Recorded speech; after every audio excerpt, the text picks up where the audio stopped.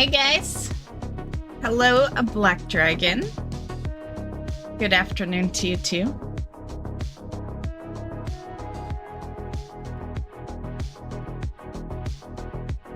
And happy War Within Day, if you're playing the early access.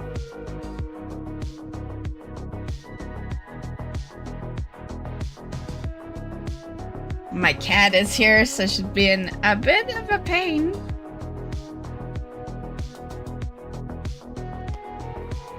So hopefully we can get through all of this before before the launch. I think we're gonna skip the interviews today. Once the main show is done, we're done. Just so I can get everything going.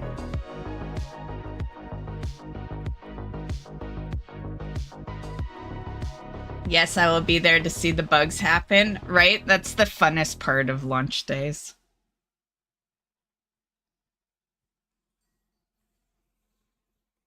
I think it annoys most people, but I have a blast with launch day bugs. In just a few minutes, the team from Star Wars Outlaws will show off some gameplay from one of the most anticipated games of the year. Then we'll tell you how to get into the newest chapter of World of Warcraft, even if you've never played before. I'm so excited for that, but later it's time to talk updates as the squad from Elder Scrolls Online stops by to unpack what fans can expect from this latest chapter and show off some game-changing features. Plus, we've got more from Microsoft Flight Simulator, Fallout 76, and Towerborne, not to mention a new sim that literally lets you date everything. Intrigued? Stay tuned to find out more about these and many, many, many other titles. But first, it's time to throw it to the latest from Star Wars Outlaws.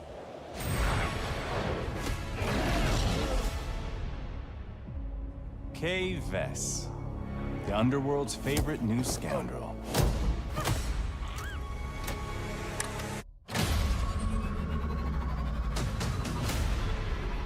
This is your one shot. A safe filled with 157 million credits. And I can get you inside. Get in. How about getting out? This job, it's a death wish.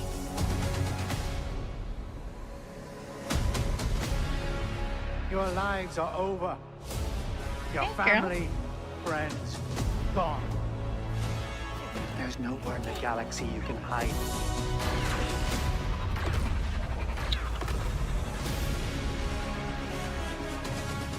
You want to live? Get in with the underworld's most dangerous syndicates. And pull off the greatest heist the Outer Rim has ever seen.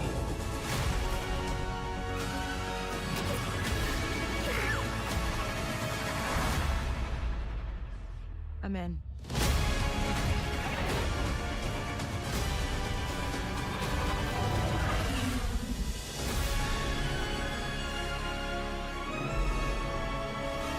August 30th? That's pretty quick. Because that rowdy trailer belongs to Star Wars Outlaws. And joining me now to talk through this very epic space adventure, please welcome creative director Julian Garrity. How you doing? Hello. Excited. Yeah, I bet. I mean, that's a hell of a trailer to cut. I mean, Just You know what? That's the first time I've seen it. Tristan, we're just what do you think? starting. It's awesome. Oh, The yeah. music gets me every Hey, time. I love you too, I love the Mystic. characters. Yeah. The locations look great. So We're on from the camera. point of view of somebody who's just discovering it, I'm very happy. Good. I mean, can you set the scene for us a little bit? Because although that did give us a little look at what we're going to be getting up to, Yeah. what is Star Wars Outlaws exactly? What is Star Wars Outlaws? So, And it's the first. and yeah, for anyone coming in, this is the day 2 of Gamescom. We're gonna just kind of quickly watch it as quickly as we possibly can, of course. And then I will be doing another stream that you see scheduled on the YouTube page that will be the War Within. So yeah, there is going to be 2 streams today. I just wanted to keep up with my game show. So, and WoW will be part of today's game show. So it'll probably be, it's not going to be right away. But yeah, they'll do a little spiel on War Within. You know, it's a good selling point to do it right before early access launch. So yeah. Yeah, she's with me today. You see her a lot during the day, and like camera-wise when I stream. The problem is I don't stream very often during the day because I'm usually at work. So yeah, you get to see her. Yeah. And she's oh, where are you going? Please don't end stream, Mystic, okay? If you're gonna be near the keyboard, don't touch anything.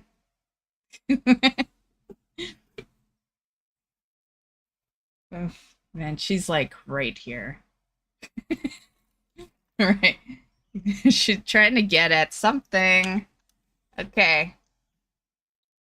Play this while she Ever does her open thing. world Star Wars You're a good RPG girl, okay? game You're a good that girl. features scoundrels. Are you coming the back? Outlaws, Yeah, my hold favorite on. archetype of Star Wars. So it's really giving you the keys to be part of the underworld, part of the galaxy of Star Wars on your terms. I love the sound of it because you're right. This is a brand new experience for a lot of players. We've had tales about Force Wielders before, but the Scoundrel is so important to Star Wars in general, and now to finally play as one is incredible. And we've seen a bit of Toshara, we've seen a bit of Tatooine. You've picked some great locations for the game, but now we're going to get a little look at the planet Akiva, right? Yes, absolutely. So this is the first time we really dive into Akiva. And Akiva was only ever featured in a series of books called Aftermath. So we're the first to take those words and to transform them into something lush, beautiful, complex. Yeah. And complex not just in scenery, but also in the politics, the dynamics that are happening. You'll be able to see while Kay runs around the streets of Mira, the main city. It's very beautiful. It's gorgeous. Yeah. But it's also corrupt. And you'll see that there's stormtroopers, there's an Empire presence, and the Pikes and the Hutts are also fighting it out. So Empires and Syndicate presence within the city, within the planet as a whole. Well, we'll get onto the Syndicates in just a sec, but as I've heard from you before, speaking about the game, one thing your team's really proud of in particular with Star Wars Outlaws is those hubs of where Kay can get her intel, and that all starts with cantinas. Now, the cantinas that we have on Akiva, very different to the ones we have on Tatooine. Tell me a bit about how you go in designing these to make sure they feel like Star Wars cantinas, but also reflective of the planet or moon that they're on. Absolutely. So the cantina is this flashpoint of everything that makes Star Wars special. And the approach, the design philosophy that we worked with Lucasfilm Games really allowed us to understand the simplicity, relatability, and yet difference that all of these locations can take. So, for example, in the real world, you have jazz bars, you have Korean barbecues, you have all of these different types of location. So each one of these had to have a different type of vibe. Here in Akiva, it's a tropical tiki bar. So that's the vibe that we were going for there. Sounds great, and it's obviously a great place to meet up with these crime syndicates and get some jobs. How do they make an impact on the game? So, of course, this is a game about the underworld of Star Wars. And there are 4 main syndicates. There's maybe more, but there are 4 main syndicates that you'll be dealing with. The Pikes, the Hutts, the Ashiga clan that we created with Lucasfilm Games, and the Crimson Dawn. And you, as an outlaw, are going to be able to work on your reputation with each one of those. Doing jobs for some, betraying others, and building your profile accordingly. So very, very involved in your personal story throughout this adventure. That's incredible. So they will form a general structure that Kay can live out this story in, but how much agency do players have to maybe go off the beaten path, maybe take Kay down some slightly darker routes, or playing the good guy a bit? 100% up to you. So for example, here, this is the first time we ever show this quest. And it's a quest where you've landed in Akiva. Transmog. Your main focus is to go pick up a droid smith. A droid smith that you need to pull off this heist that we've been talking about. 157 million credits, that's a lot of credits. Not bad, yeah. And to do that, you're going to have to upgrade your equipment, which we're doing there. We're making sure that your loadout is the right one. You jump on your speeder, and you'll be able to be distracted by curiosity on the way. So you're speeding off. But he's so cute. You're on the way. It's quite a journey, and on that journey, you're going to be able to do jumps, tricks. Nice. The bike is based on a motocross, so it feels visceral as well. Right. And you'll be able to come across different things. Like here we have an Imperial shuttle landing. Do you go and mingle with those people? Do you mess around with the Empire at this point? Or do you save it for a little bit later on? Guess what? Much That later Droidsmith, on. He's going to be located in an Imperial compound. Oh, just our luck. Just our luck. Well, how well equipped can the player be to tackle? That's not a compound. That's a fortress. I mean, what does Kay bring to the table to be able to deal with these kind of scenarios? Right. Well, she's got to have the equipment to be able to do that. And that starts off with things like your binoculars to be able to scope the different opportunities. There's not just one way in. There are several ways in. The surest way to meet a very certain end is to go in guns blazing. Because this is the Empire we're talking about. Yeah. So it's a massive force in front of you. We're going to go stealth. Okay. And binoculars, one thing. Blaster, another. Nyx, incredibly important. Let's just have a taste of how Kay uses Nyx. Okay. She's going to be One thing my tabby cat does is he will lay right by your feet. Then, of course, you end up tripping or stepping on. Yeah, Mystic will. He's built for this. She does that sometimes when we're sleeping, because she'll crash out. There's through that laser barrier to be able to get into the. I'll keep it running, but I'm sure you guys don't care too much about this. If you do, let me know. But yeah, a lot of the time she'll crash with me because I try not to allow her to sleep in the room with me because she's such a pain in the ass with it. Because at like 2 o'clock in the morning, she'll wake me up because she wants out, right? And so I try my best, or else I get like the worst sleep possible.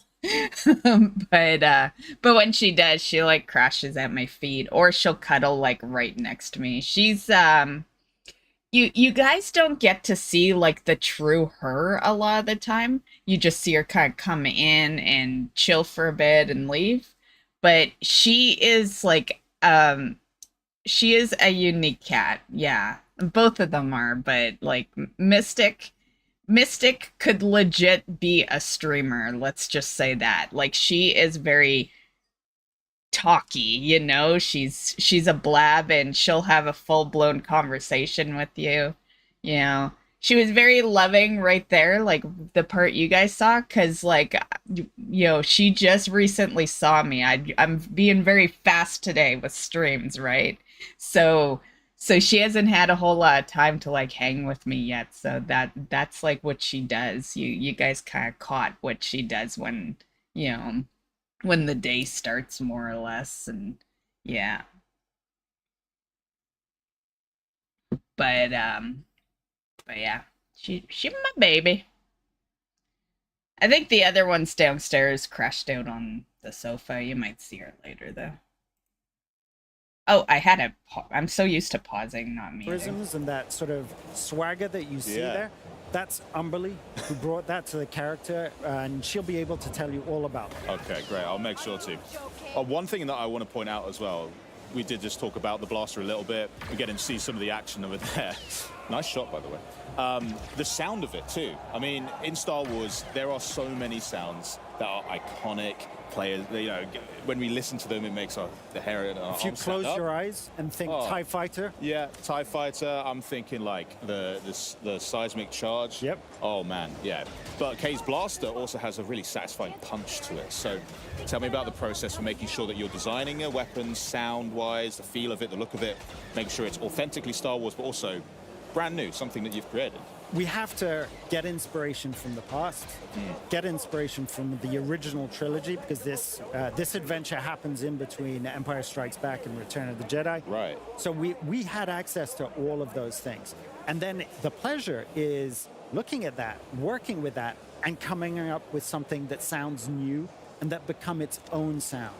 And that extends from the sound design to you know, the music of the piece, which I think is remarkable. We Yeah, heard it gorgeous. in the trailer. It's fantastic. Anytime I hear the horns, honestly, I'm goosebumps. It's crazy.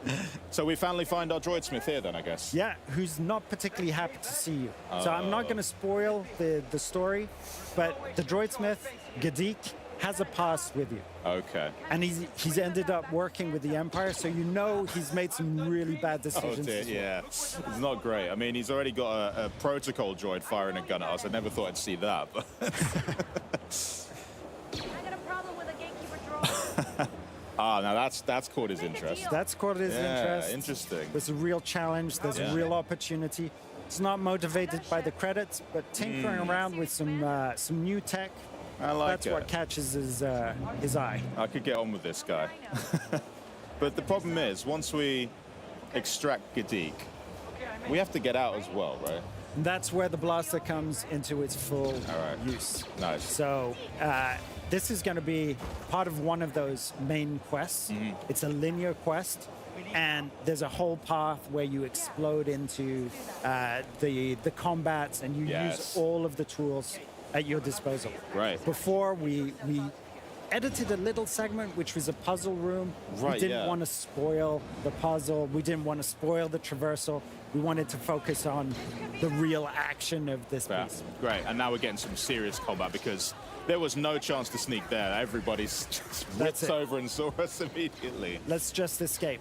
But this is where Kay sort of comes into her own because scoundrels, they love to improvise. They're good under pressure, and so I guess you're encouraging players to make sure they look around them, identify bits that are useful, send Absolutely. nicks out, play around with it a bit. All of those tools, you've got an adrenaline shot. If you recognize that, it allows you to slow time, pick your targets, and it's an automatic kill. Nice. That's a bit more of a problem though. This guy's got a shield, and one of your modules will be able to disable that shield, opening them Great. up for the deadly shot. Absolutely stunning. I'm the type of player that would just That's like it, you grab the run hook in, go behind escape him, and base. kill him. You make it seem so easy. I'm gonna try it, and it's not gonna be that. I easy. wish I was Take a playing. lot of damage while I There's do a whole it, but team, and they've done it an usually amazing all job of works out. capturing this. Yeah, I mean, right at the end there, we also got a little sizzle, a little taster of the rest of what's to come in the game. And one thing in particular I spotted there was some sabak happening as well. Yep, So Sabak. you got to tell me about that because I love it. Sabak is a big part of the scoundrel lifestyle. Yeah. So we wanted to create our own rules, which gave us this depth of play and being able to collect special cards that change the rules Think of the Mystic game while left? you go along. So there'll be tournaments, there'll be high stakes games, there'll be Nice. a lot of credits to win as well. Great. Well, I'll have to get practicing on that, definitely. But so I just want to say thank you so much for joining us. This has been incredibly insightful. Cannot wait to play the game, and it's not too long until launch. So No, buckle next up. week, next Buckle week. up. Yeah. Well, thanks for joining us, Julian. Next up, though, to celebrate the launch of Star Wars Outlaws, we decided to test some lucky fans on their Star Wars knowledge. Let's see how they got on. Welcome to the home of Star Wars Outlaws here at the beautiful Xbox booth. And it's time for a massive giveaway. So we've rounded up some fans for a chance to win some very fabulous prizes. How will they earn this sweet loot, I hear you ask? Well, Star Wars trivia, of course. So here's how it's going to work. Each fan will be given a Star Wars Outlaws trivia question, and if they answer correctly, they will win a beautiful Nyx plushie. Isn't it adorable? oh, it is cute. Wow. Then they will be given a more difficult Star Wars Outlaws question. And if they answer that one correctly, they will win one of these custom Xbox Design Lab Elite Series 2 controllers and be entered to win one of our grand prize Star Wars Outlaws Xbox Series X and S consoles. Are you ready? Let's go. In my head, I was thinking I'm a here with the PC, lovely but you Citron. know. And where are you from, Citron? I'm from Cologne. Amazing. Are you ready to win some prizes? Yes. Okay, let's go. First question. What is the name of the main character of Star Wars Outlaws? It's Kate. Yes! What's her last name? Oh, it's Outlaws questions. Best I guess that friends. makes Let's sense. go. That's a Nyx plushie for you. Well done. That's yours. Something to color. Okay, are you ready for your next question? It's going to step up a little. Ready? Yes, I'm ready. What is the name of K-Vess's starship? Oh god. You can do this, Citron. I don't know. Take a guess.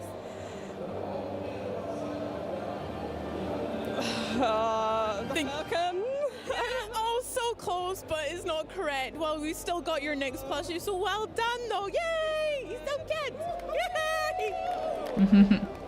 Okay, I am here with Jan. Jan, lovely to speak to you. And where are you from today? I'm from Switzerland. Stunning. Are you ready to win some Star Wars prizes? Yes. Let's go. Okay, question number 1. What is the name of K-Vess's main companion? The little guy called Nix. Yes, it is! And here he is now. Congrats! Way! Good. Okay, are you ready to step up a level now? Yes. Okay. And how can Nix help K in battle in the game? So he can attack people and pull levers and stuff. That sounds good to me. I think that's correct. Let's go. GG's. Well done. The Star Wars controller is yours. I am here with... What about the third question? Marcel, how are you today? I'm fine, thank you. Good. Are you ready to win some Star Oh, Wars actually, prizes? they said so. you can enter to First win question. that What's the console. launch Yeah. date of Star Wars Outlaws? It's the 30th of August. Yes, it is. Even I knew that one. Woo! Next for you.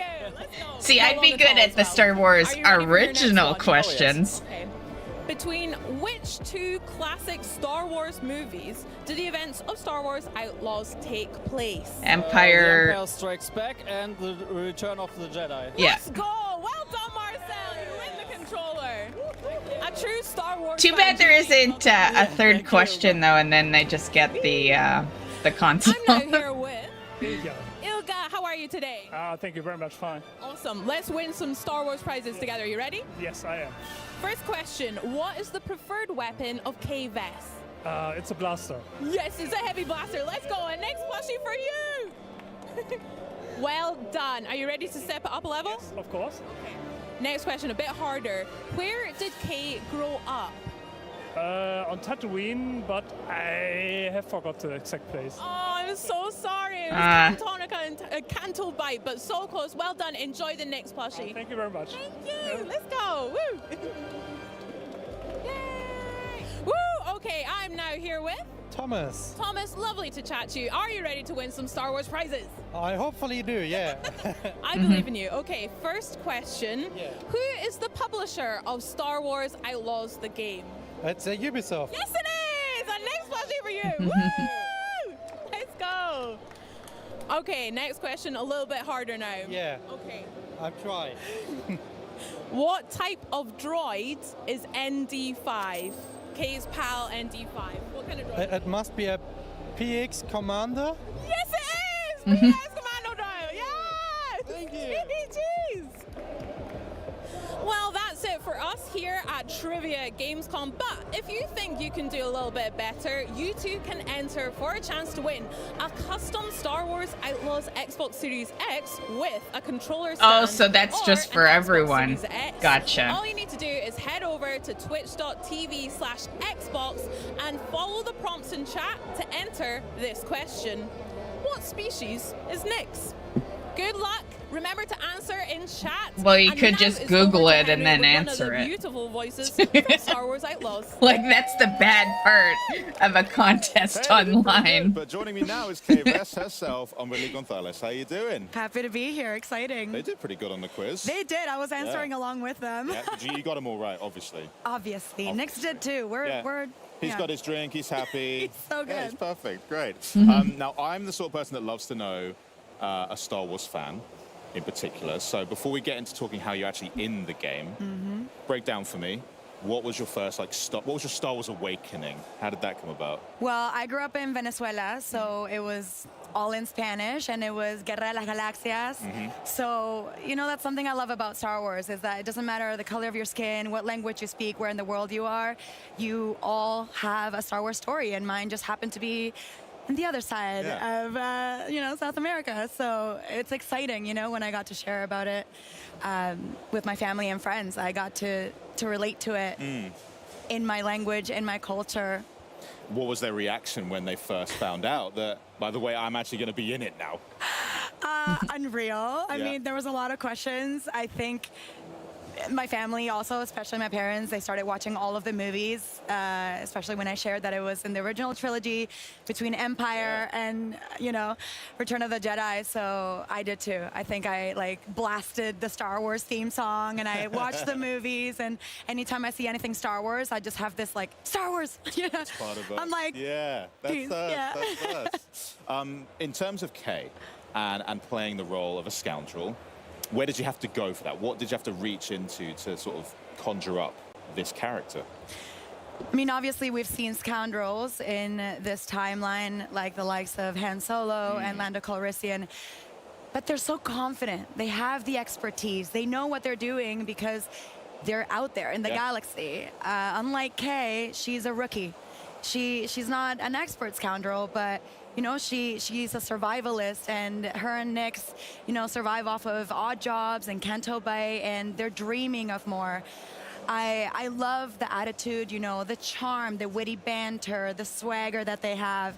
And, you know, those characters were obviously inspiration, but I got to try to bring my own heart to it. You know, Kay-Vess has flaws. She's imperfect. She has a vulnerability that I feel I brought to the role even from the first tape that I sent in back in 2022, you know? So that's something, you know, it's a collaboration from the whole team. Well, the whole team's really important to it because when you're playing through it and you even hear the like banter between Kay and ND5 and you're like, God, I really am a Kay-Vess. This is so relatable. Yeah. It's awesome. Yeah.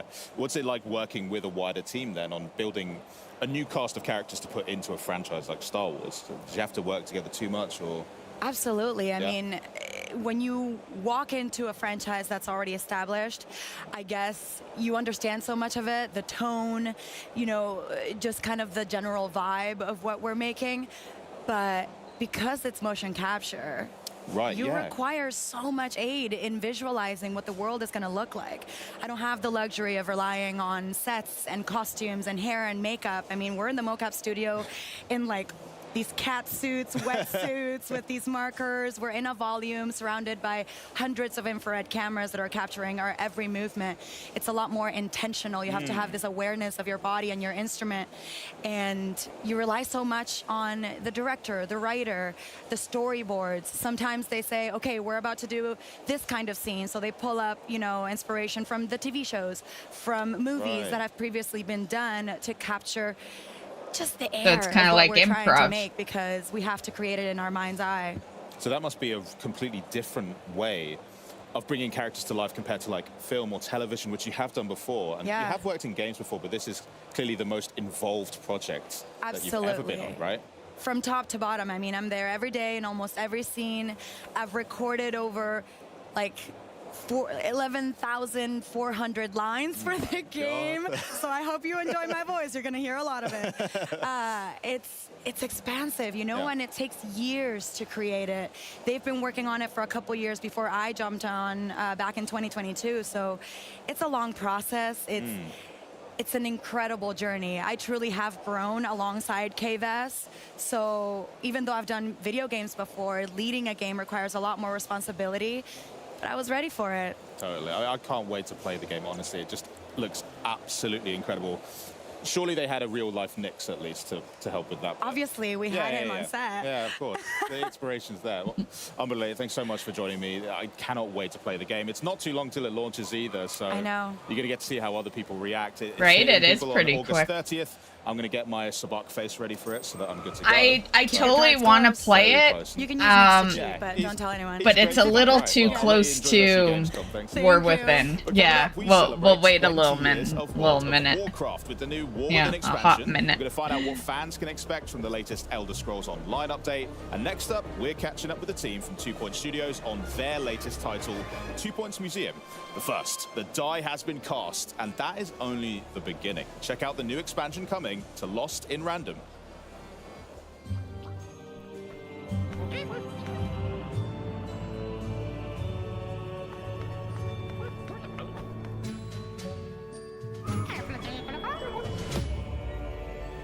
The Queen enters the board.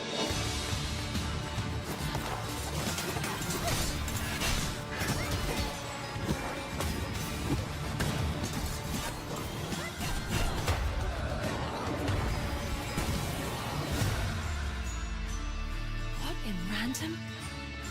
We're not dead, Fortune. A dice wielder. Oh, luck has finally turned. Anyway, what you having? Let's make this one count.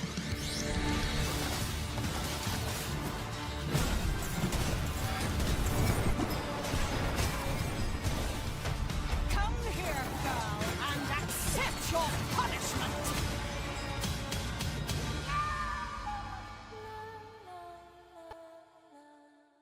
It looks kind of cool. Greetings from the amazing CSUN Games, developers of the upcoming cross-platform online multiplayer game Mecha Break, launching in 2025.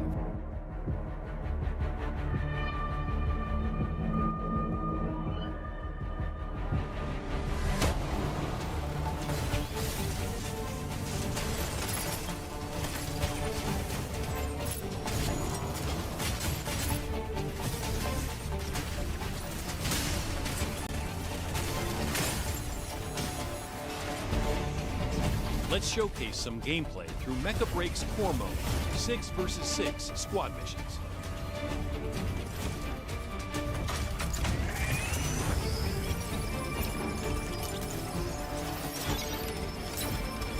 We'll demo the Eye of Mizra map, where the goal is to earn points by capturing and uploading launch keys. The striker we're featuring is Falcon, a lightweight mech that excels in aerial combat.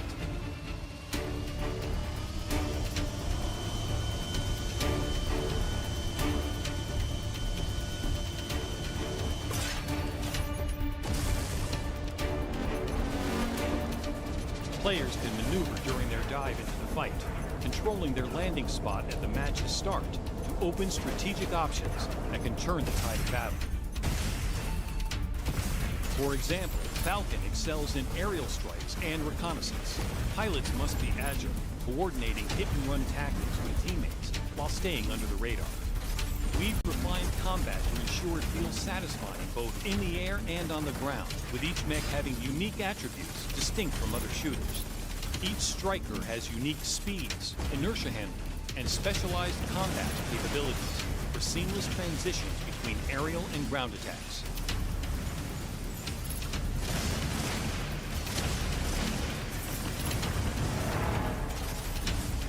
When implementing that, our main challenge was balancing air and ground mechs, given the varying visibility, traversal paths, and cover types across our maps. We addressed this by carefully assessing each mech's strengths and weaknesses in multiple scenarios.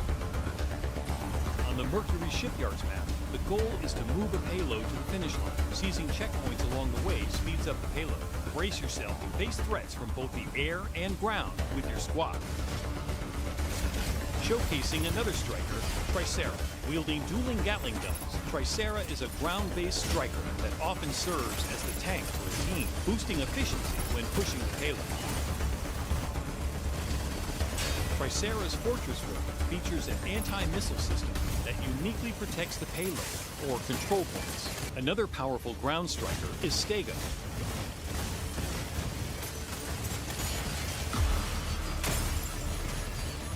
When transformed, Stego specializes in long-range fire support as an ultra-heavy striker armed with the big guns. On the Krob Sinkhole map, the goal is to collect mining data by capturing data nodes, making teamwork and strategy essential. Panther is a brawler equipped with a powerful lance and shield booster kit. Panther's devastating charged attacks and defense capabilities make it a fearsome opponent in close combat. But Panther isn't the only brawler in Mecha Break. Be prepared to face Aleseness and Welcome, two melee machines with unique abilities that can take out enemies both at a distance and up close. The brawlers have unique finishing moves that keep the action intense.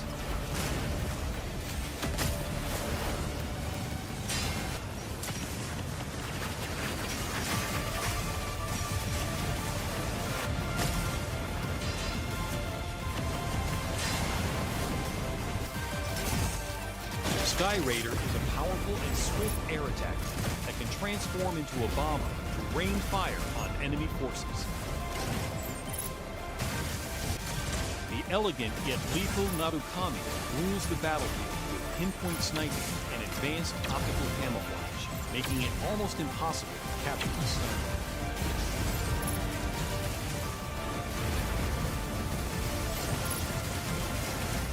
We invite you to join us on this exciting journey with Mecha Break.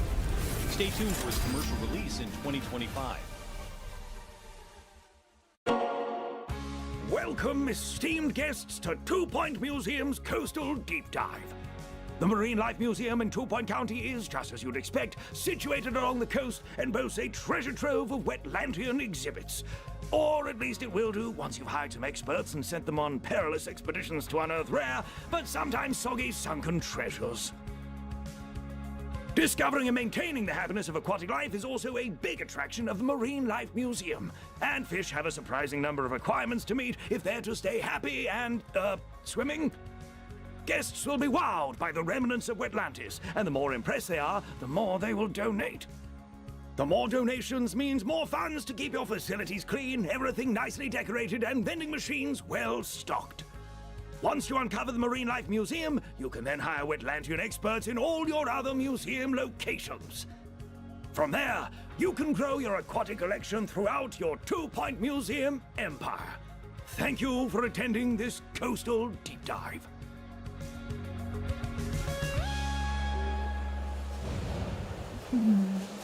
If you've ever dreamed of running your own museum or just really enjoy the 2 Point series of games, then listen up.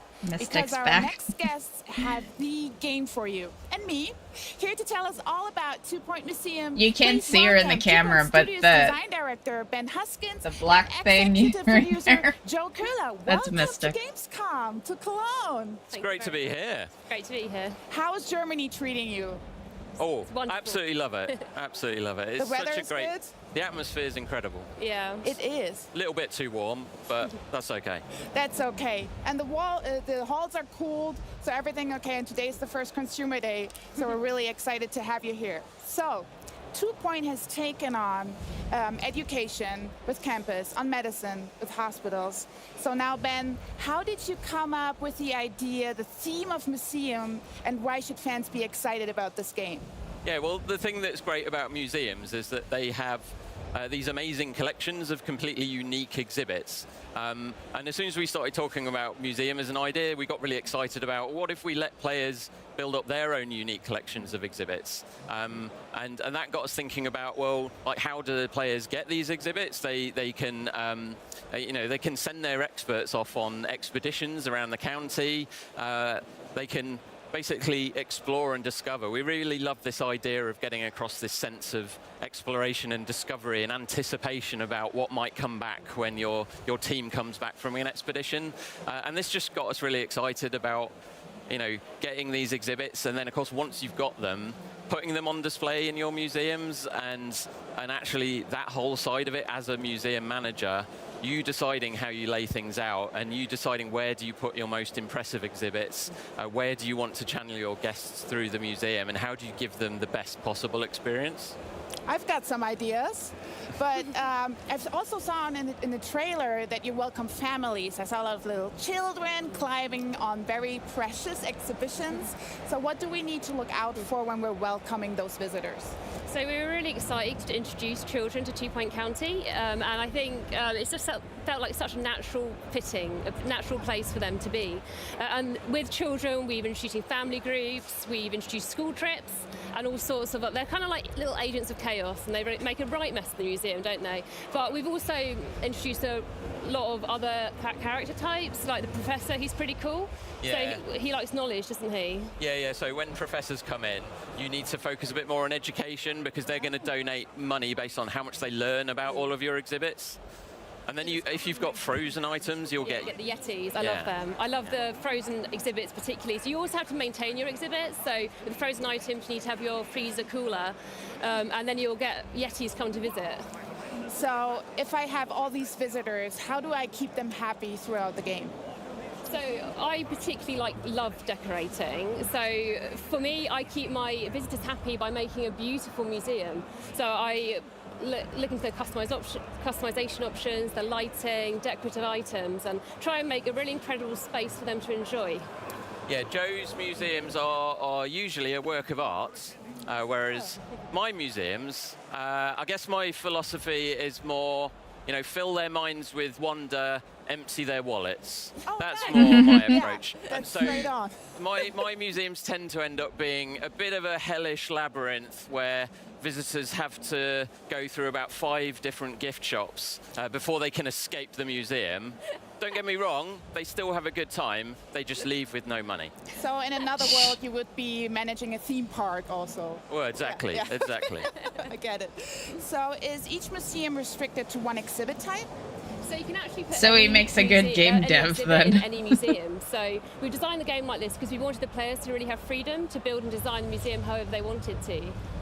And I saw definitely something new, which are unique fish in the game. So can you tell me more about the creation of these artsy creatures and how we can enjoy the fruits of that labor? So we had lots of fun coming up with the ideas for the fish. I think with the exhibits in our game, sometimes we kind of pull on pop culture references, sometimes it's an idea for an animation, a joke or a pun, but with the fish, we kind of leaned quite heavily on real life reference, but then tried to inject 2-point humour and charm into it. So, like for example, we've got the pufferfish. He's my personal favourite. He's very cute, he's got goofy eyes, puffy cheeks, and you can actually get him as a plushie in the gift shop, which is super cute. We've got the clownfish, he's small, he's got a red nose, so that's quite like on the nose. We've also got like the bull shark, who's kind of scary looking. He's a shark with a bull ring, and you actually have to keep him separate, or I do, because he does eat the little fish. Okay, so talking about fish, let's talk about fish romance. I always wanted to say that on an Xbox broadcast. No, but seriously, how do we keep the fish population healthy? Yeah, so I mean, the whole aquarium management feature as a whole, there's quite a lot of depth to it, really, because there's all these different types of fish, and they all behave in different ways, and they all have different characteristics. And you're having to think about, like, do I have enough filters in the aquarium to keep them going? Do I have the right types of food for the different fish that I've got in there? Is the aquarium the right temperature for them? Because all the fish have different needs, different requirements. So there's quite a lot of depth to it. Like, the aquarium management as a whole, it's almost a game in itself. And so, yeah, you're having to think about how do I keep them healthy, because, you can even name your individual fish and get quite attached. It's Clive the fish. That's my favourite fish. Don't get me attached, please not. Yeah, and then, while you're nurturing them, if you give them a nice little secluded area to hang out with, then maybe fish romance will blossom, and maybe you'll get nice little baby fish. Okay. Exactly. So just one follow-up question. The name of my fish is called Bartholomew. If I want to know what he needs as food, what he really likes, where do I find it? Like, is there a fish tab or? Oh yeah. Ah, okay. There's lots of info. Yeah. Lots of information. Yeah. Interesting. And then how do you actually level up the whole museum? Right, yeah, so as you begin to expand your museum, you're going to want to go on more expeditions to find a wider variety of exhibits to have in your museum. And of course, as you get more to add to your collection, you're having to think about where should I put them relative to the things that I've already got? How's it affecting my layout? Maybe I need to reorganize my whole museum layout. And as you get more things, the visitors will want to stay for longer in your museums. You're going to need to put down, cafes and other facilities to keep them happy. Otherwise, the kids will get bored, and then they'll leave, and the parents will be really angry. And so, yeah, you need to build up your collection of exhibits. And just keep those guests staying as long as possible. And the thing we were really keen to do with museum is what we found is people get quite attached to their museums over time, because as you build up that collection, and you're having to look after them, right? Because you don't want your fish to die. Bartholomew. Yeah. You don't want your frozen caveman in ice to melt, because they'll ruin it. Then you get quite attached to your museum, and all of the hours you've spent noodling around laying things out, and so. What we do is we keep giving you reasons to come back to each museum. I think I played a hospital version of this. I'm pretty sure there was a 2-point hospital. Amazing. Well, thank you so much for coming. And everybody who is here at Gamescom can play the game, actually, either at the Xbox booth or at the Sega booth, which is in the same hall, Hall 7. I love that we're neighbors. But then last but not least, I think you can wishlist it at home as well. Thank you so much. Thank you so much. Thank you. Now, to the newest chapter in the Life is Strange saga and the supernatural murder mystery it revolves around. Check out what you can expect from Max Caulfield and the gang in this new gameplay walkthrough. Max Caulfield, the girl who could rewind time, is back. Let's thrash, Chakabra.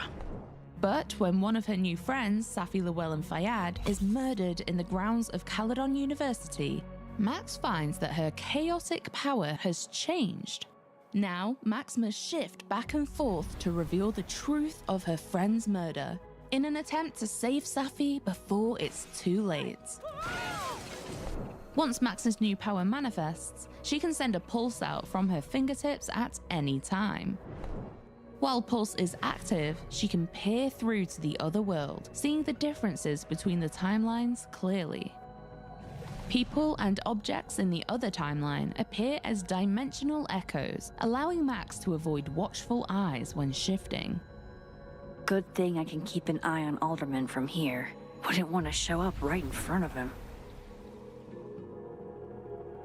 What the hell? While Pulse shimmers around her, she can also see places where the veil between the two timelines is at its thinnest. These shift points are where she can push through to the opposite timeline to help her investigation in a multitude of ways. Oh. Do you need me to hold something, or? Actually, yeah. I need an Allen wrench. Got one around here? No, I borrowed one from Carla, but I think she took it back. If you can go grab that from her, I'll owe you. This could be to solve a puzzle. Jeez, that's a long time he's gonna be or retrieve an object lost waiting in one for. timeline by borrowing Wow. it from another. Unprepared much, buddy? Shift points work in both directions, so you can shift back and forth from the same spot. So I found this guy named Alan, but he didn't know anything about a wrench. No, Max, not literally Allen. It's... Oh. You are a lifesaver, Max. Dad joke aside. I'll never apologize for my dad jokes. If you're worried about losing track of which timeline you're in, well, Max herself may get confused too. Have you talked to Reggie since yesterday? Reggie? Crap! Wrong Loretta, Max. In the options, you can toggle a UI indicator every time you shift, confirming the reality you've just arrived in, as well as there being visual cues such as cheery Christmas decor in the timeline where Safi is alive. Most importantly to Max's investigation, everyone you meet has an increasingly divergent duplicate in the other timeline. Depending on which timeline you're in, they'll react to Max and her probing questions very differently. A grief-sodden conversation You know how that game's gonna end, right? You can never just save someone, right? One of these people that we see is gonna take the death place. And they will be, yeah, I'm pretty certain of it. We'll find out when I play it, because I do play all those Life is Strange, but yeah, guaranteed. There was only ever one happy ending where you really save someone, and that was Back to the Future, and that's because it's Hollywood. They weren't gonna put a sad moment in there, right? But aside from that, usually it ends with a different life being taken. in one timeline may unlock an unexpected heart-to-heart in the other. Grief is hard. The trick is not to let it change your character. Everyone at Caledon is hiding something, and Max is the only one with a viewpoint unique enough to unravel those secrets, and the determination to reach the truth at all costs. Everybody's talking about her like she had a heart attack or a car accident. But she was murdered.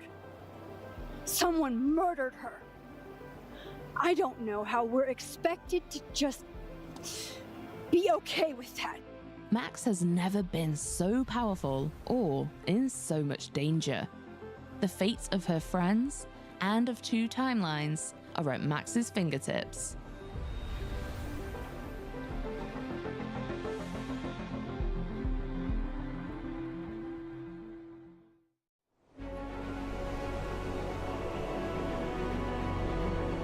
Nice. I had to go get coffee, but I held off just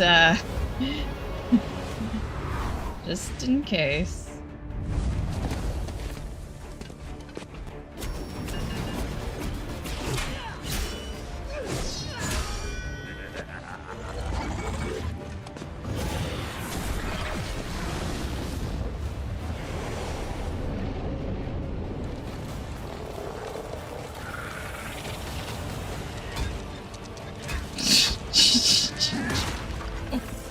Wow.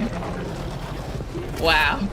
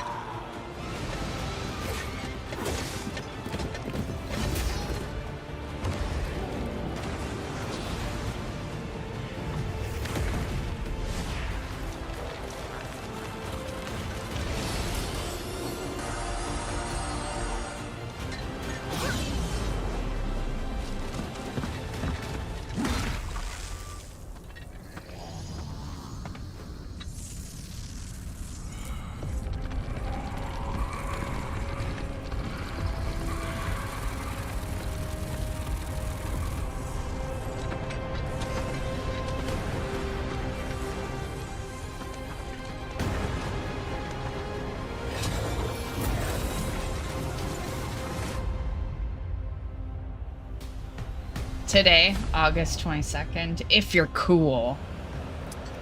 World of Warcraft has had a massive impact on the gaming world, as well as myself, since it launched nearly 2 decades ago. And here to give us a glimpse Speaking into their of, plans.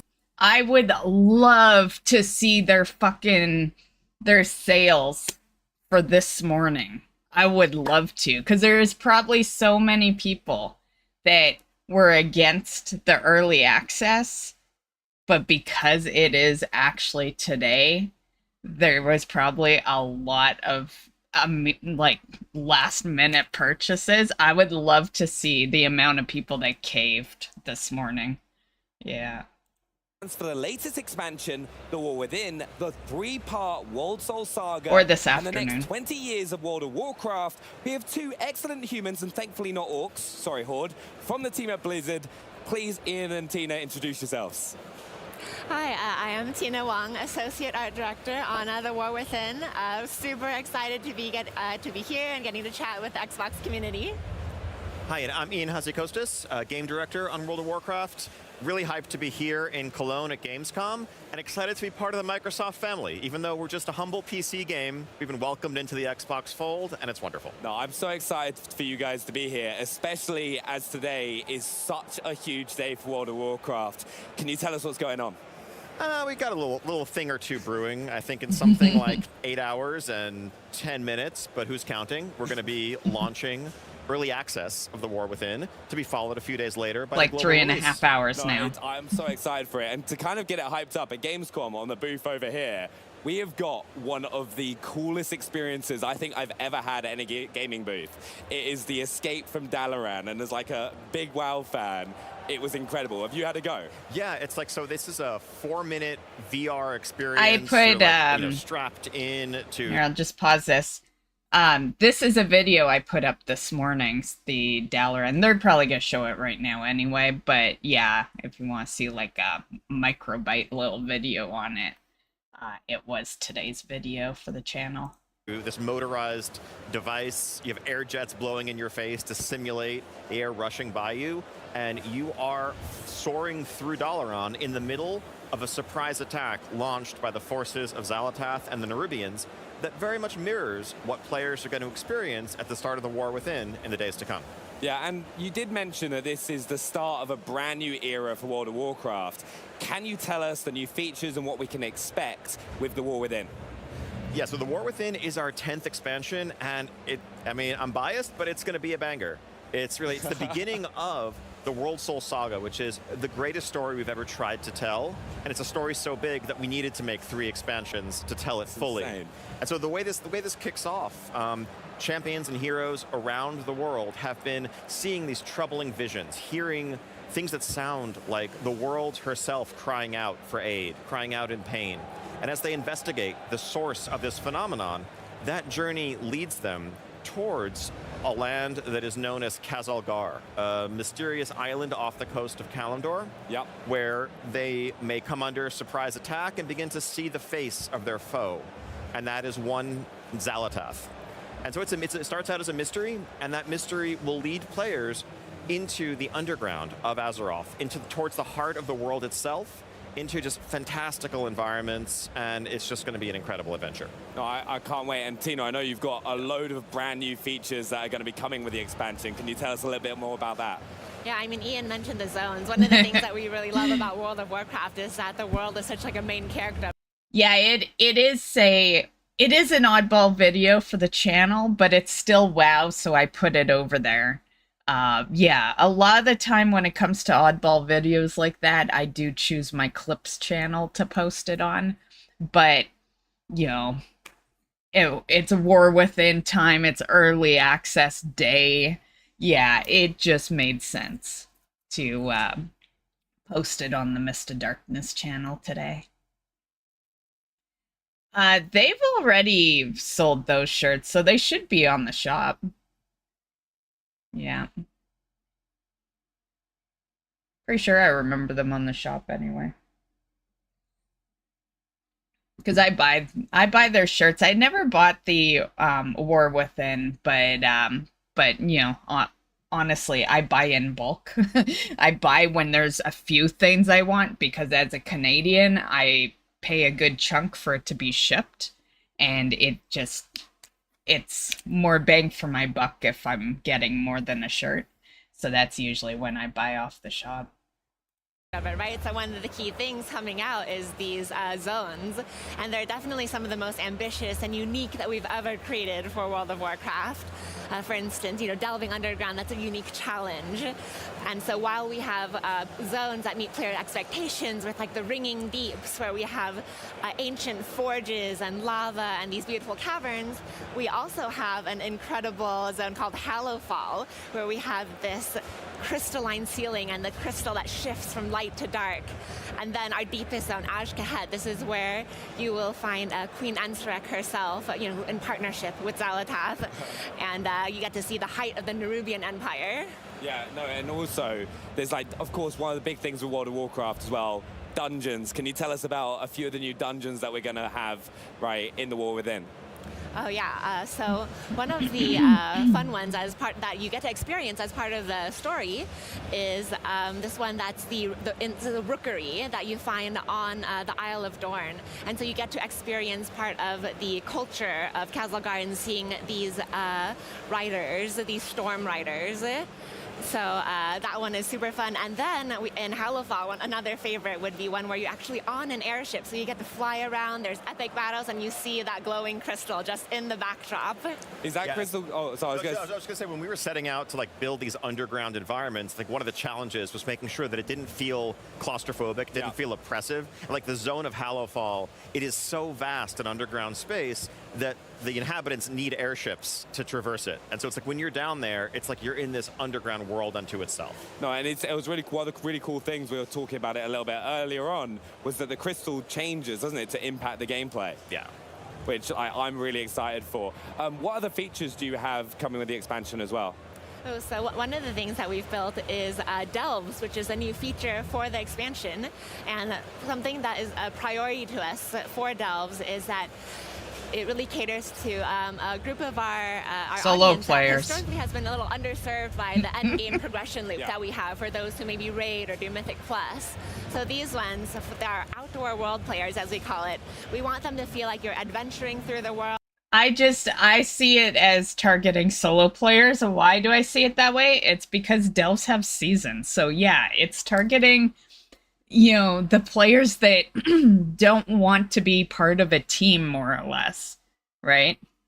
That don't want to raid or dungeon, but they're still seasonal. So yeah, it's like, it's the solo seasonal content. Yeah. Hey, Panda. How's it going?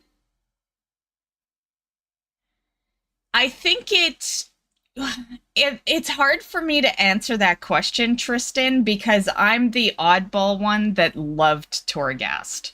So, yeah, I was a huge lover of Torghast, but I'm also a Diablo player, and Torghast felt a lot like D3 in a sense, with like, you know, quickly running like a rift type thing. So, yeah, I definitely am, you know, the outcast there when it comes to Torghast. I know a lot of people didn't like it. But, you know, that's because a lot of people didn't know how to properly, I don't want to say do Torghast, but the people were like doing it because they had to. You got to do things because you want to, right? So, yeah. The minute you start playing a game for the content you want to do is the minute you'll start enjoying the game more. Yeah.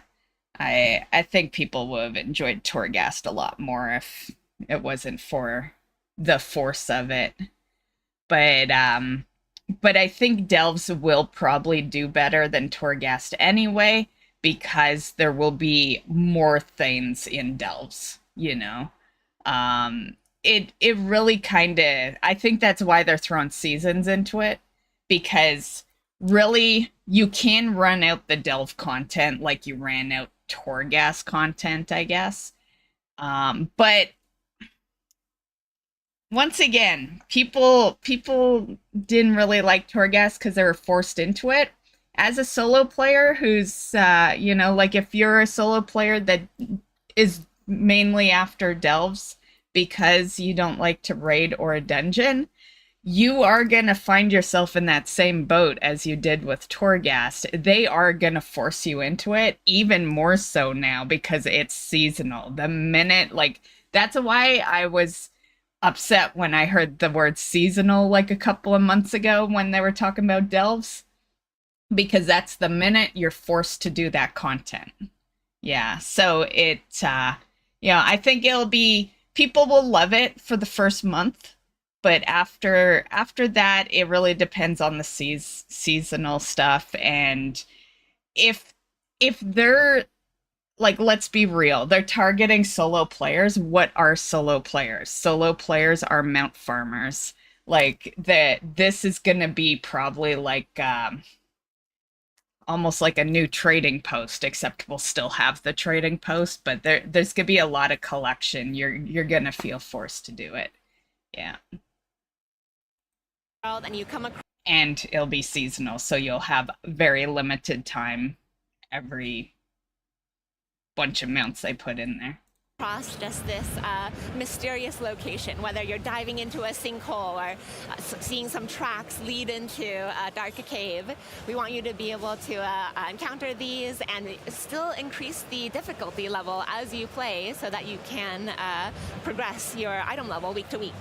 So Delves are they're handcrafted experiences. Yeah. There are 13 locations around the zones of the War Within, and they're really meant to be a new alternative to dungeons, raids, and PvP as like a new pillar of endgame progression. Whereas before, as Tina mentioned, if you're someone who's mostly a solo player, you have maybe one or two friends, you don't do the larger group content, you could, enjoy the story, you could quest, but at some point your journey would unfortunately feel like it came to a stopping point. Exactly. And we want to make sure that all playstyles feel welcome and feel like they have progression. And that's something, as we think about the features that we're offering in our new expansion, a lot of it is about playing the game the way you want to play it, having that flexibility to, that caters to your playstyle. So like a couple of our other major features are warbands, which for once unifies the progression on most facets among your alts.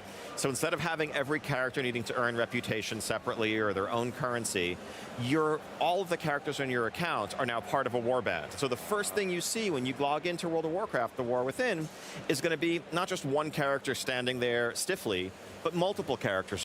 I'm just gonna say they fucked themselves in the ass with the fucking War Within and even Dragonflight, because like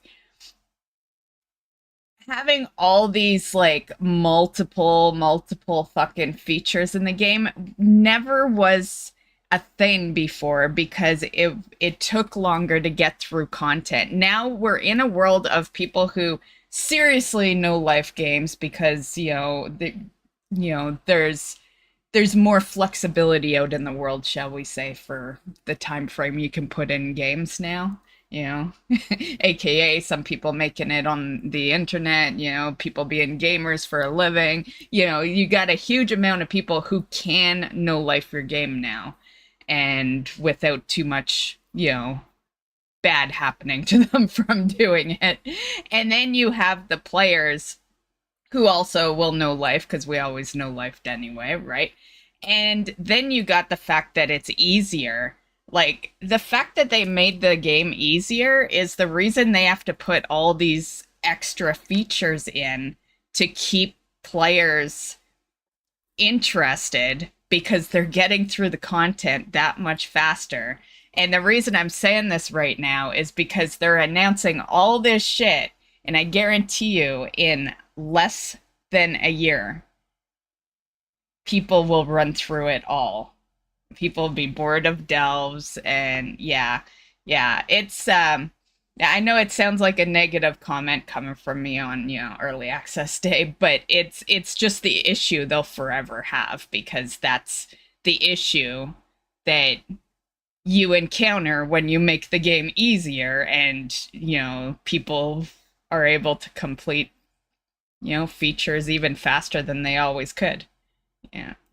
Huddled around a campfire, representing your band of adventurers that you're taking into Azeroth. All that grinding, getting all your characters ranked up and leveled up, just seeing them all together would be amazing. It's honestly quite sentimental to see them all hanging out. I have to make sure I do all the transmogs all correctly and just make sure they all look great. Exactly. And then we've already seen people taking screenshots and sharing them of this is your lineup. And then we've reimagined the way flying and traversal work in World of Warcraft. There's a dynamic physics-based system called skywriting that's more than double the speed of what flying used to be back in the day. And so just getting from point A to point B should feel exciting. It should feel like an adventure. I still think they need to add a hover with the flight. As you guys know, I never really was a big fan of the dragon riding to begin with, aka sky riding now, I guess. But every so often it would be nice to go fast, and the reason I don't is because you can't just sit in the air, right? Yeah, that one feature right there will be the reason I purposely fly slow, until the day that they finally allow that with the faster riding.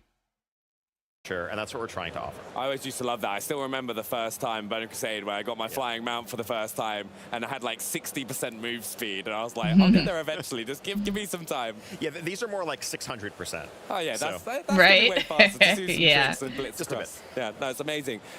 One of the other big things with World Hey, of Warcraft Matt. is there was a How's it perception going? for older players and players that people have never played before. The War Within, you've kind of aimed to change that. Can you tell us a little bit more? What can players expect when they log in for the first time? Yeah, really, it's features like what we've just been talking Bugs about. and broken it's, add-ons. Making sure that there is a deep solo experience if that's what you want. If you only have a little bit of time to spare, those delves take 15 to 20 minutes. Of course, if you want to, if you have hours on a weekend, there's an entire world to explore. We have hardcore And that's raids to assuming we can challenge, log in. the boldest of adventurers and their friends as they coordinate to overcome these challenges. But I think World of Warcraft is a game that can be played in so many different ways today to suit your preferred content, play style, available time, and that's something that we really want to just keep doubling down on. Yeah, no. Yeah, a lot of people when they think about World of Warcraft, they think To be fair, there's a hoverboard, but what I meant by that wasn't an item. It was the fact that when you're slower speed, you can go in the air and I could go downstairs, get, a drink or whatever, come back, I'm still in the air. With the faster speed, you can't do that. There is no stay in the air. Yeah. But yeah, that's what I meant by hover. think, oh, it's too big, there's too much stuff to do. But as far as a hoverboard, we did kind of get that. It was, I believe, a remix mount or trading post. No, it was trading post. Yeah, so we did get one of those. Really, it's a world and that everyone can play the way that is fulfilling to them. Yeah, and there's also opportunities just to hop straight into the new content as well. It's one of the things I've always liked. Like our whole Xbox One team, when Classic came back out, we all hopped back in for one of those reasons. Exactly. Oh, it added the board? Oh, okay. Player knows, a new expansion is the perfect time to come back Bones, to right? WoW. I think the War Within in particular, because of the fact that, it's kicking off this brand new story arc. We've also revamped the new player experience, the level up experience from 10 to 70 that gets you to the War Within to be our latest expansion, Dragonflight. Yeah. So if you're coming back or you're coming in for the first time, you are playing the latest, newest content WoW has to offer. Doing all right. How about yourself? And I'm only pausing because it's War Within stuff, guys. So it's just so we don't miss anything. Although I pause all the time anyway. But if it was some other game, I'd probably just mute. Doing all right. How about yourself? Good to see you. Been lurking for a minute on the past several streams. Nice, nice. So you've been catching the game show stuff. Cool, cool. I totally know the game show stuff isn't always for you guys. Yeah, it's cool that, if you don't want to talk during some of them, yeah, totally cool. I totally get it. You guys know me. I do whatever the fuck I want, and yeah. So if you like the content, you come out and talk to me, and if you don't, or you just want to lurk, all good, all good. Yeah, I'm gonna do what I want no matter what, so. Yeah, trading, I have it. Oh, the trading post, yep. Miss my horde emote. Oh, because you're on YouTube. Yeah. Yeah, YouTube gets them too, but they're a little I don't know, they work a little differently for YouTube.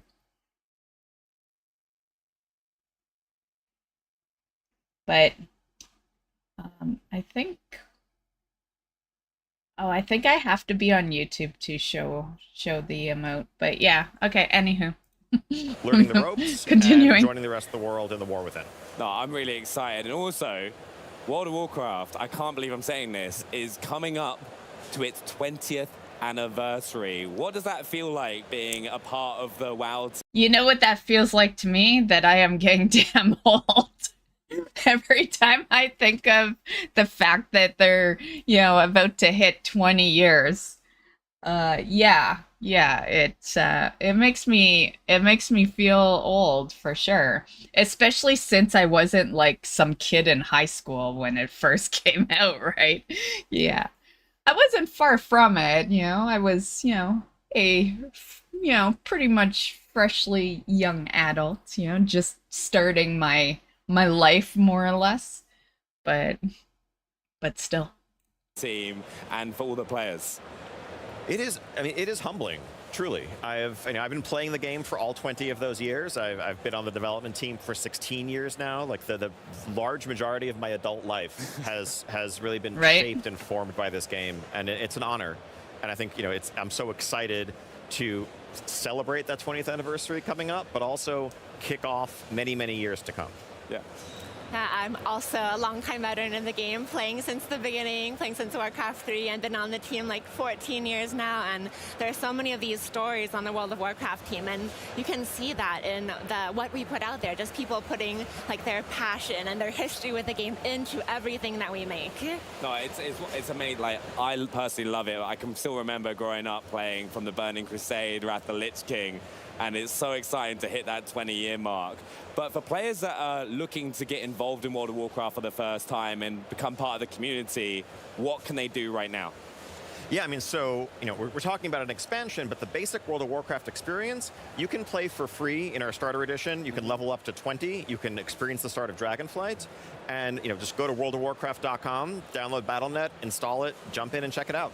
No, I'd really recommend it. It's one of my favorite. Plus, I'm surprised he wouldn't say this as well, but, now that War Within is, almost ready to launch, once you go past that 20, you'd be able to play anything before War Within for like $15-20, depending on where you live, how much a sub costs you, right? Like I think you should have added that. That's a great selling point. I totally would have. And I just did. You're welcome, Blizzard. Games of all time, and it's no surprise it's coming up to the 20-year anniversary. Do you have any final thoughts that you'd like to share with the fans? It's just such an exciting moment, really. You know, I think coming up on 20 years, but also beginning this next step in our journey. The team has been working on War Within for years. We have so many years of content ahead that we have mapped out, that we have planned out. It's going to be this incredible journey narratively, in terms of the world we're building, in terms of the features. And just we're excited to welcome everyone in to begin it with us, and buckle up, because it's going to be a heck of a ride. Yeah, no, I honestly, thank you so much. I've got one also final question. Horde or Alliance? Depends on my mood that day. Safe answer. Safe answer. That is a safe answer. Often Horde. Put it that way. It's shifted over time. Currently, I'm more playing Alliance. See, that's what I like. Always the Alliance. I've been Alliance since day one. Right, and Me too. I will stick to that with the War Within. But honestly, thank you so much for joining us. I really appreciate it, you taking us through the War Within. But here, also, just a pro tip to avoid your own War Within. Please check out World of Warcraft, the War Within expansion, when it launches August 26th. Also, coming up, we'll give you a tour of the Xbox booth right here at Gamescom. Check out what studio... Why are they so bad at mentioning that early access is today? Like, these people know how to sell a game or what? Like,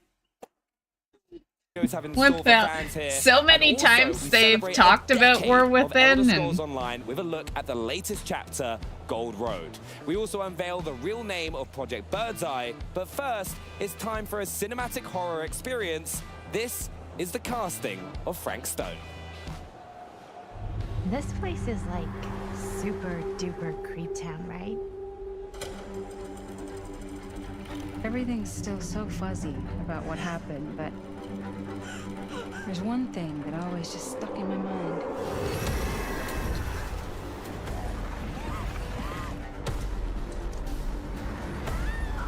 Sorry, I can't.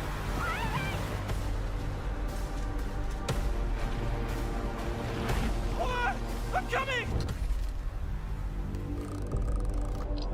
This is right where my dad. Hope is good for the 20th. I hope so. I think it'll just be another Dragonflight. So if you liked Dragonflight, I think you'll like War Within. Yeah. I wouldn't, like, not to sound like a downer or anything. I love my WoW. But I wouldn't go in expecting fireworks, you know, like, yeah. It's not like the War Within's gonna come out and you're gonna be like feeling like you did in whatever your favorite expansion is. Yeah, those days are done. Yeah, but if you liked Dragonflight, I think it'll be very similar. It's gonna be, you know, that fast questing. We have warbands now, so it's gonna be.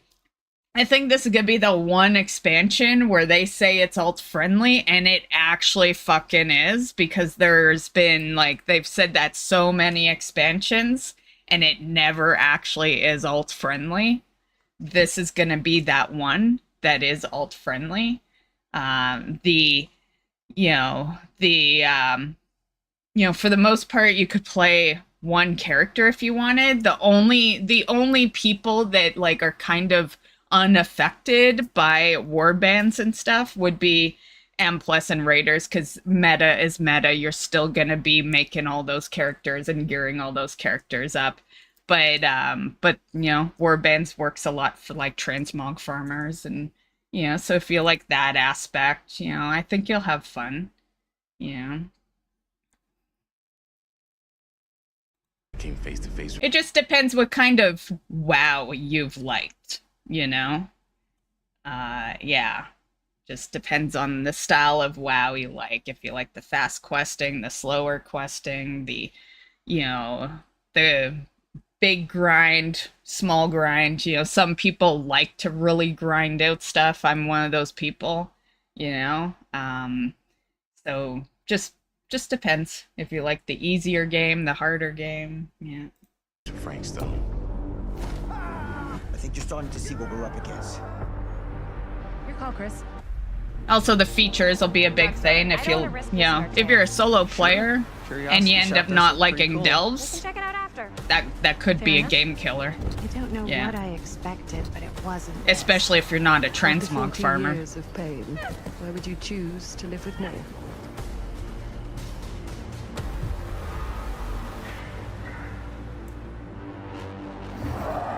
Me Not too, okay. Panda. I'm Yeah. sleepwalking through a nightmare, and I just can't seem to wake up. There's no reward for me when I've done what I've got to do.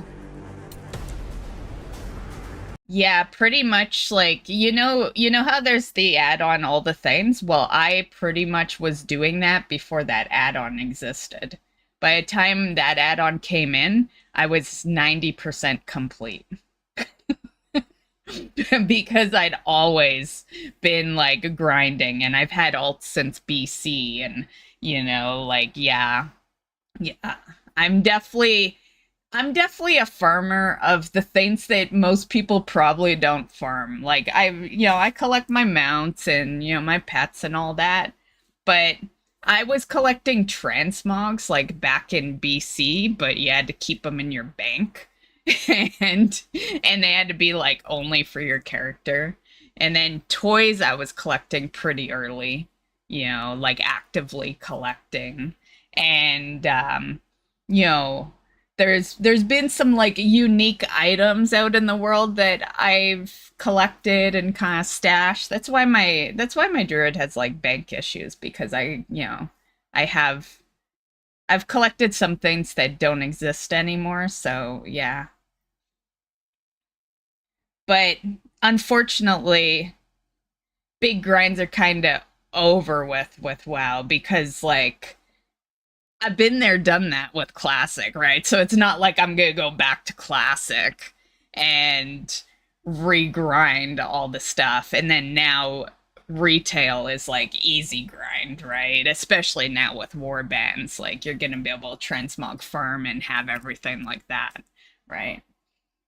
So I use other games for my grinds now.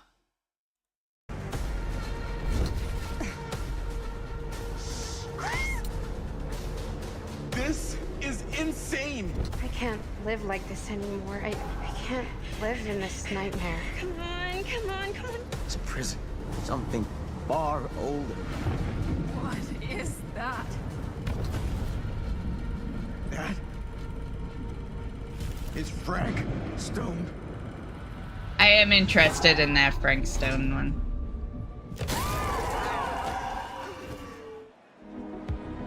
Welcome everybody to the Xbox booth. This is our home for Gamescom 2024. There is so much to do here. There's so many experiences. We've got Xbox, Bethesda, Blizzard, and Activision all under one roof. We have so much.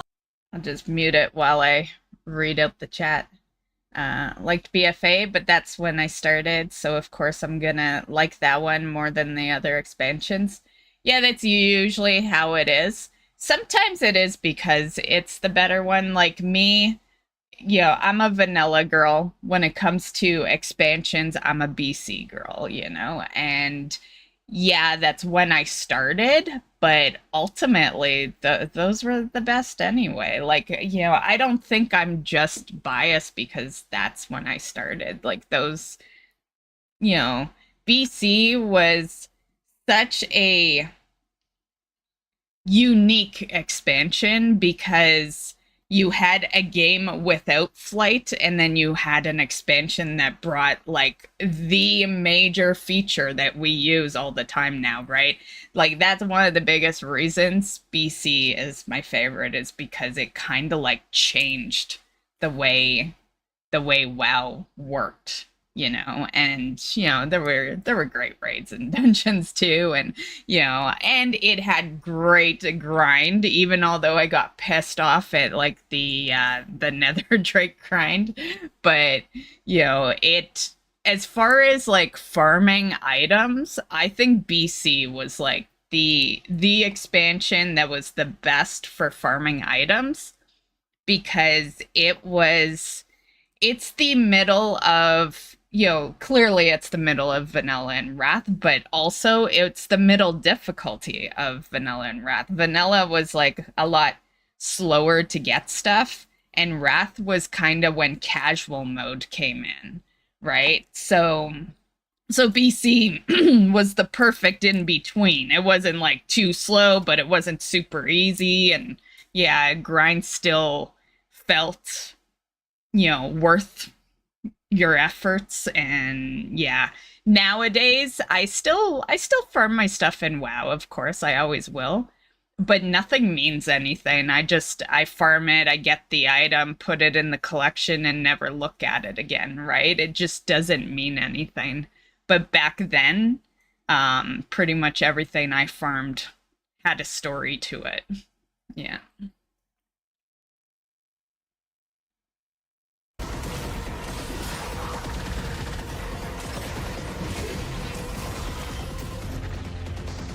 Okay, I need a coffee. I think I'm good to leave. I'll keep it running for you guys. I'm just gonna sneak downstairs, get another coffee.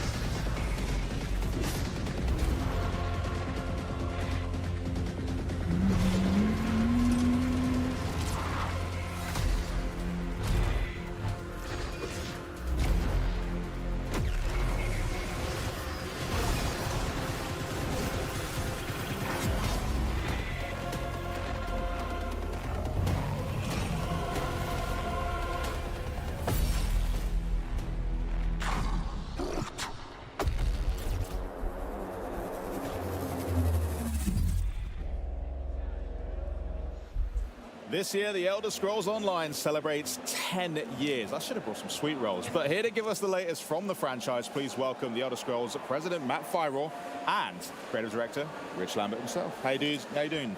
Great. Great. Yeah. Great to be here. It's great to be here in the Xbox booth here at Gamescom. Yeah, I mean, you guys are no strangers to Gamescom in general, so you're aware of the behemoth scale of everything. But I mean, this is something else for the Xbox booth. It's great to have like a whole team together for it, which is awesome.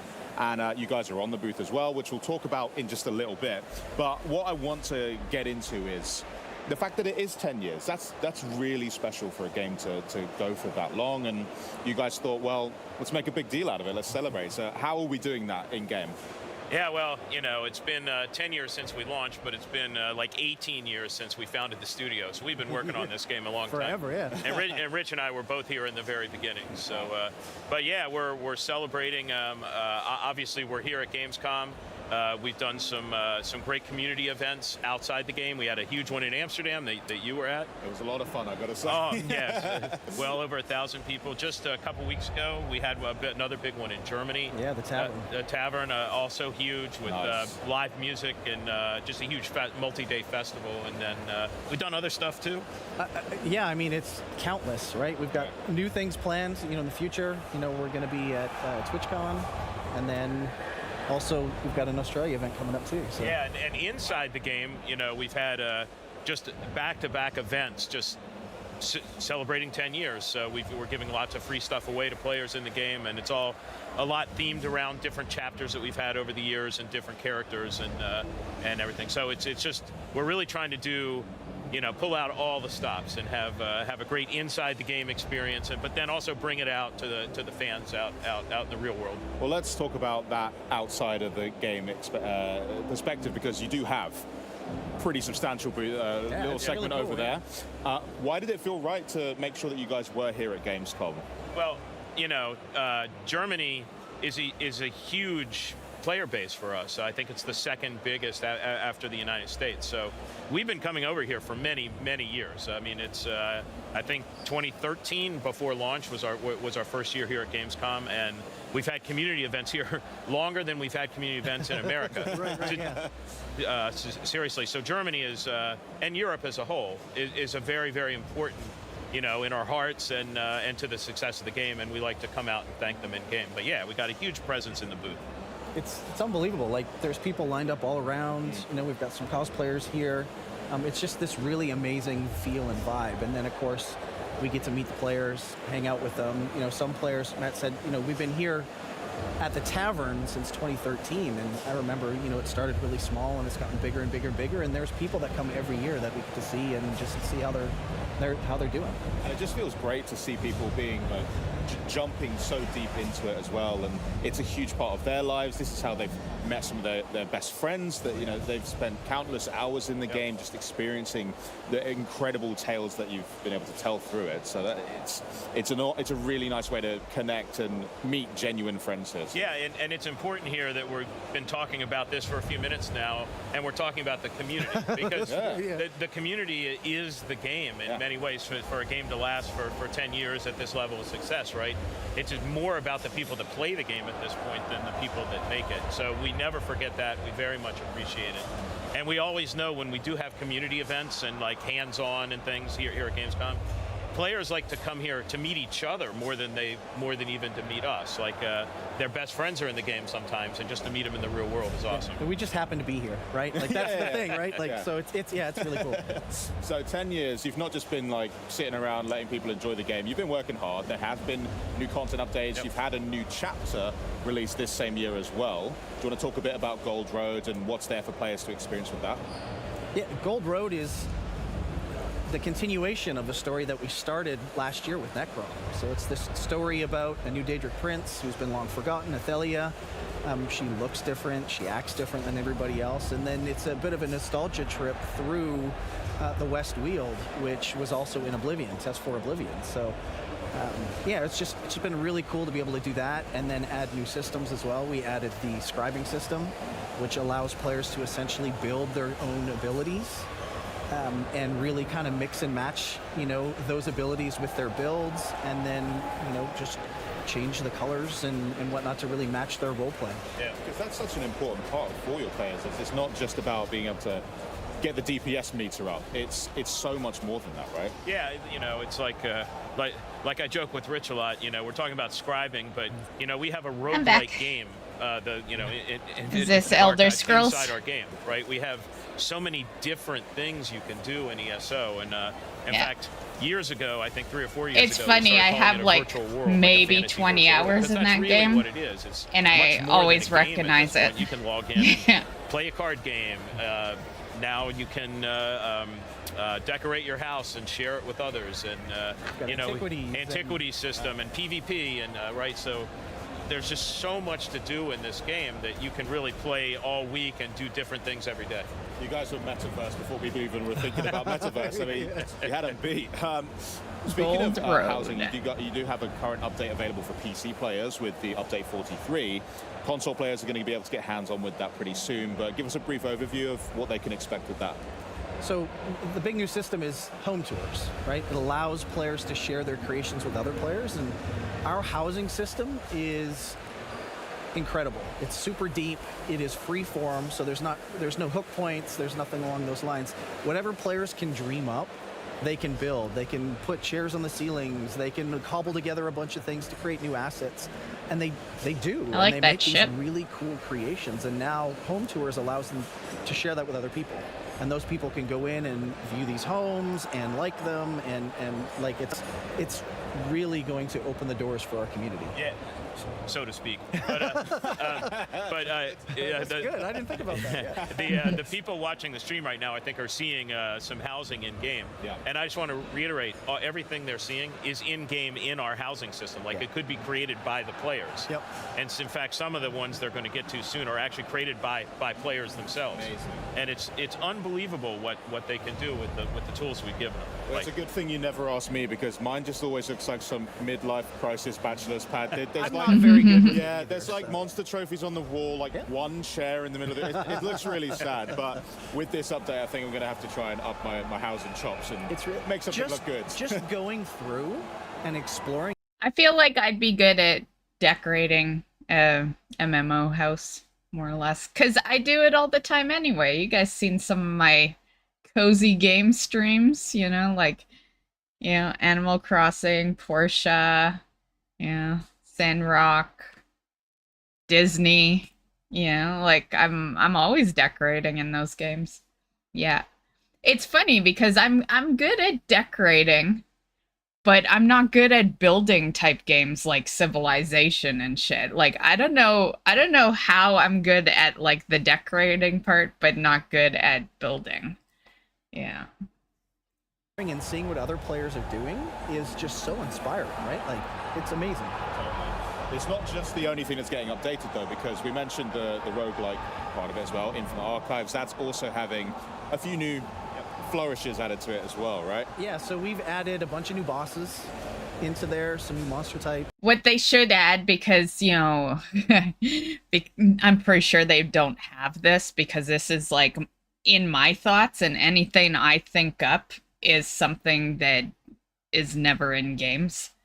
But what they should do, since those houses seem to be like kind of distanced, they should allow you to build like a driveway, and then you can like have a garage, you know, and I don't know if they have like cars as mounts in that game, but you could put like a horse in there, I guess, have your horses in the garage, have like a driveway going down to the street, and then you could like have your friends walking up the driveway, and make it legit, right? But I'm pretty sure you can only do the house part. Yeah, because like I said, my mind wanders when it comes to like decorating, because I do a lot of decorating in games. So yeah, I'm pretty sure that would be a lot of work to allow, because you allow that, you're allowing a player to decorate the outside, right? That can get a little dangerous, right? That's equivalent to like in WoW, sometimes you'll see like players put like a bunch of toys in the doorway of like the portal room, and then no one can get to the portal room. Like, that is what would happen if they allowed you to decorate outside. People would build stuff that would block off ways around the world, you know? Yeah. And that's why that will probably never exist. Yeah. We've added in 2 new arena types, so there's a fire and ice arena in there. We've added new verses and visions, which are the buffs that players earn while they're kind of progressing through. And then, of course, there's tons of new loot, new class sets and whatnot. Amazing. Community. Unless it became a loading system, right? If it was like a loading screen and you only saw it when you loaded in, I don't know if you load into those houses or how it works when you bring friends over, because I think you can. But yeah, that would work if it was like a different phase, and then yeah. Being at the heart of your game, we know that they can also be vocal too, which is a good thing, because that's passionate. I like it, and that's the way that we can make great games even greater. So there must be some improvements on the way, some feedback you've had lately that you're looking to include in the game pretty soon. Yeah, we ship updates to ESO every 12 weeks, and we've been doing that since 2015. So, and every one of those has had a fix, a bug fix, or balance tweaks, or some kind of quality of life fix, based on feedback we've gotten from the community. Nice. And you know, we can't get to everything quite as fast as the community would like us to, I am sure. Yeah. But you know, we were responsive, and we would not be here right now if we didn't take the feedback the community gave us and acted on it. And so things like home tours, right? There's a huge segment of ESO now of the player base which really does primarily housing. You know, so we've gotten some feedback from the other players in the game, like, why are you doing a housing feature? I see people say housing is endgame. Like, that is the end goal. It's right? Fashion and housing, right? Like, that's what you hear a lot. And you know, to Matt's point, you know, it was endgame for you know, Animal Crossing, really. not to throw, you know, I know MMO players for the most part hate being compared to Animal Crossing, but you start throwing housing in, you are like, you can't get around that. Once, like, the minute you want housing in an MMO, you are similar to a cozy game, because that is the definition of cozy games. Cozy games are more about decorating houses than anything, like, in my personal opinion, you know. And it's been that way for a long time. But what I was gonna say, you know, before I get too off topic, is that with Animal Crossing, especially with content creators and stuff, that was end game. You got the houses decorated, and then it became a thing for people to do house tours. you see it, like you can search it on YouTube. I've thought of doing it myself, but you know, I just didn't. You know, I put too much time into WoW. But you know, that is the end game. They, you know, they go check out houses, get ideas for their own decorating, you know, and then you can, you know, visit your friends' houses, and yeah. Hey, Portland, Alan. How's it going? And I didn't know if you noticed, but Hops gave you a membership the other day too. So you're a member of the channel this month.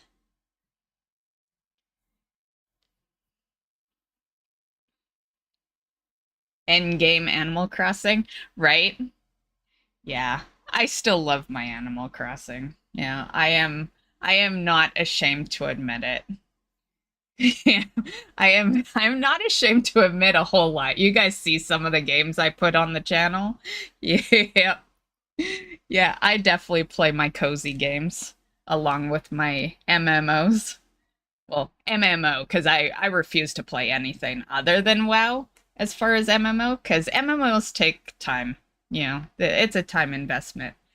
But I have played Elder Scrolls, you know. I have played some other MMOs. They just don't last very long. Yeah, because I do my best to not get invested with them. Point. Sometimes they're not big things. Sometimes they're just small things. Like one of the, I think is a big thing that's coming in is probably one of the smallest things. And it's, we now remember the last guild you posted in for the guild stores. So now you can be in 5 guilds in ESO. And what oftentimes would happen is it would reset back to like that first guild that you joined.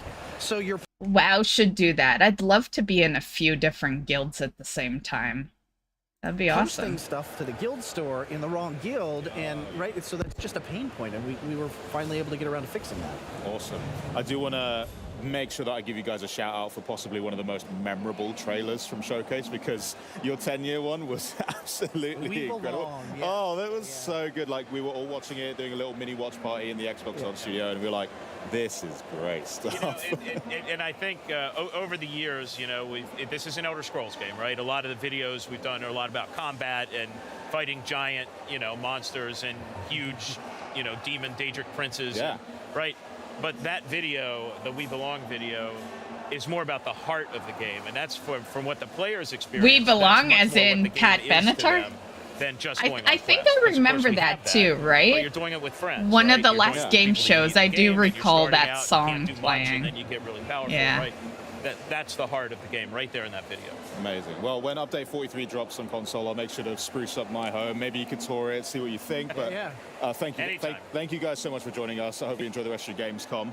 The Elder Scrolls Online update 43 is launching September 4th, 2024, so pretty soon. For details on that update, the 10th anniversary plans, and more, make sure that you do tune into the ESO Gamescom live stream, which is kicking off in just over an hour at 6 p.m. CEST.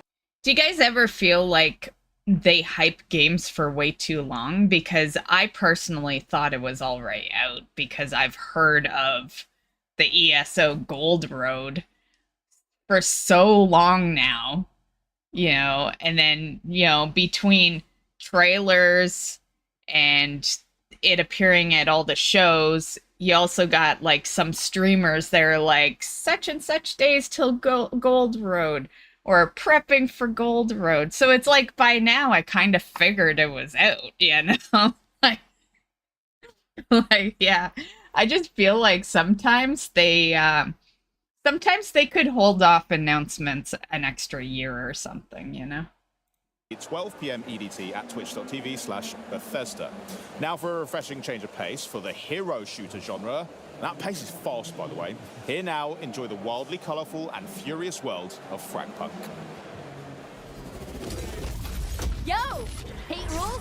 Fragpunk's here to spice them up. We're the 5v5 FPS that lets you bend the rules with cards. Cards can literally do anything. They can beef you up. They can change the weather. I'd always have it snowing. They even interact with each other. It would just all be snowing. So you can blast people up even more. Or find foes when they try to be sneaky.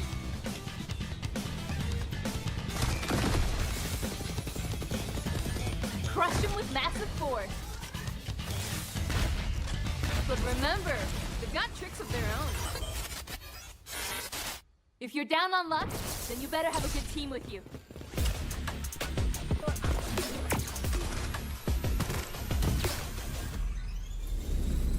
Well, that's our first problem, because my teams always consist of World of Warcraft players.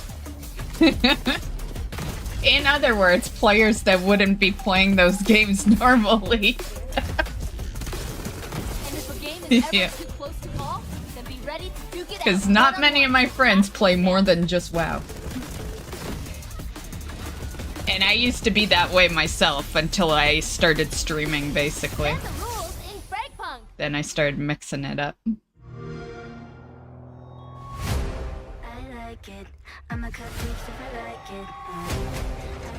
Indy! I need to play that first S.T.A.L.K.E.R, because S.T.A.L.K.E.R 2 interests me. Yeah, but I'm not one to play a sequel before the first, so...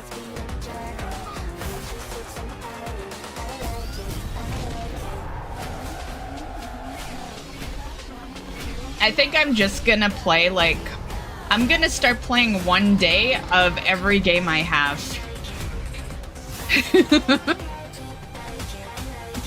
Just so I can say that we're getting through the list.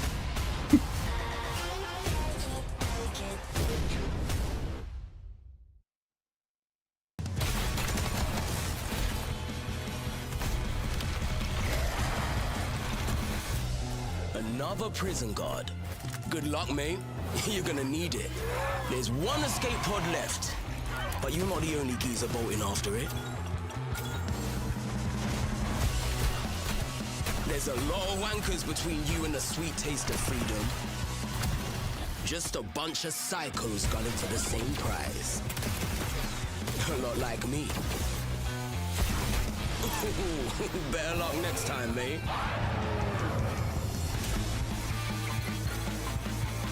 You might make it farther than the last pig I murked. Even took down some big boys along the way.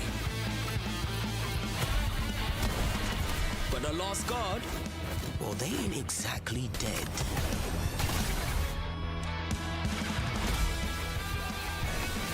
Looks like one of you guards finally put some big boy pants on.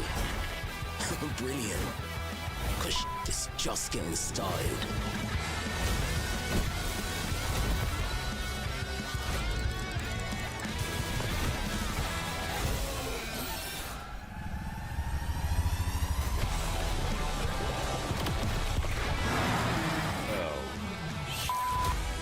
Right. Ooh, so close. Maybe the next guard will do better. The release date makes sense. Well, Redacted looks absolutely amazing. We're super excited to be officially revealing the game today. It's from the minds behind the Callisto Protocol, and it's a frenetic roguelike with a darkly comic twist. Here to tell us more, please welcome the head of Striking Distance Studios, Steve Papoutsis, and creative director Ben Walker. Guys, welcome to Germany. How are you? Thank you so much for having us today. It's great to be here. Awesome. This isn't the first time that we've actually seen the trailer. We've seen it where it was under the code name Project Birdseye. Can you tell us a little bit about the secrecy and about Redacted now? Sure. So when we first started thinking about this project, we started prototyping from the controller out. We were really interested in creating fast, responsive controls that worked for melee and shooting and our energy mechanic. And so as we were developing that, we then talked about the types of games we liked, and we found ourselves playing a lot of roguelikes. What we liked about that particular style of game was the replayability and the experimentation that occurs. So you have strategic and tactical choices. So all of those things kind of came together, and as we were prototyping it, we thought, well, let's see what people think of this. So we released that trailer that you mentioned for Project Birdseye, and that was met with positive reception. So we're here today with you, thank you, to announce the official name of the game, which is Redacted. No, it's amazing to see it, and I know we're going to be going through a load of gameplay as well for viewers to be able to check out.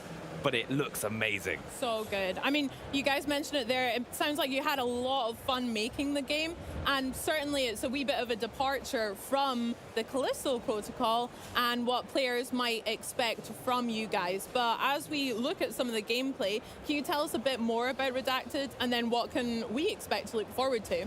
Sure, absolutely. So again, it's a roguelike style game, and it's focused in a prison. So one of the things that we thought would be really fun was developing the story around what it would be like when a zombie outbreak occurred in a prison. So not only are there workers at the prison, but there's also inmates. So we thought that was an interesting idea, so we started developing along those lines. And we also it seems some like of those a key elements of roguelikes that I mentioned. perfect situation, the experiments right? that we have, which are our upgrades, and the various skills and meta currencies like, that you can use in game. Those to really prisoners just change your costing playstyle tax as you go through dollars the anyway.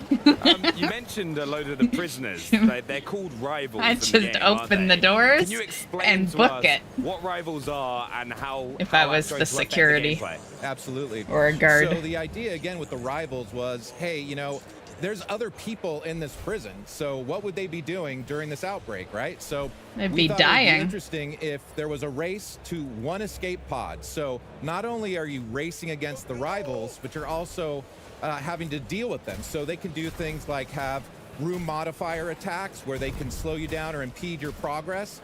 But you can also counter back to them, and you can use your own environmental control attacks and try to slow them down and impede their progress. Not only that, but then you can also square off against them in one-on-one fights. So think of them as like bosses as you go through the experience. And so not only do you have the challenge of the various monsters within this game, but you also have to deal with these rivals who are trying to escape.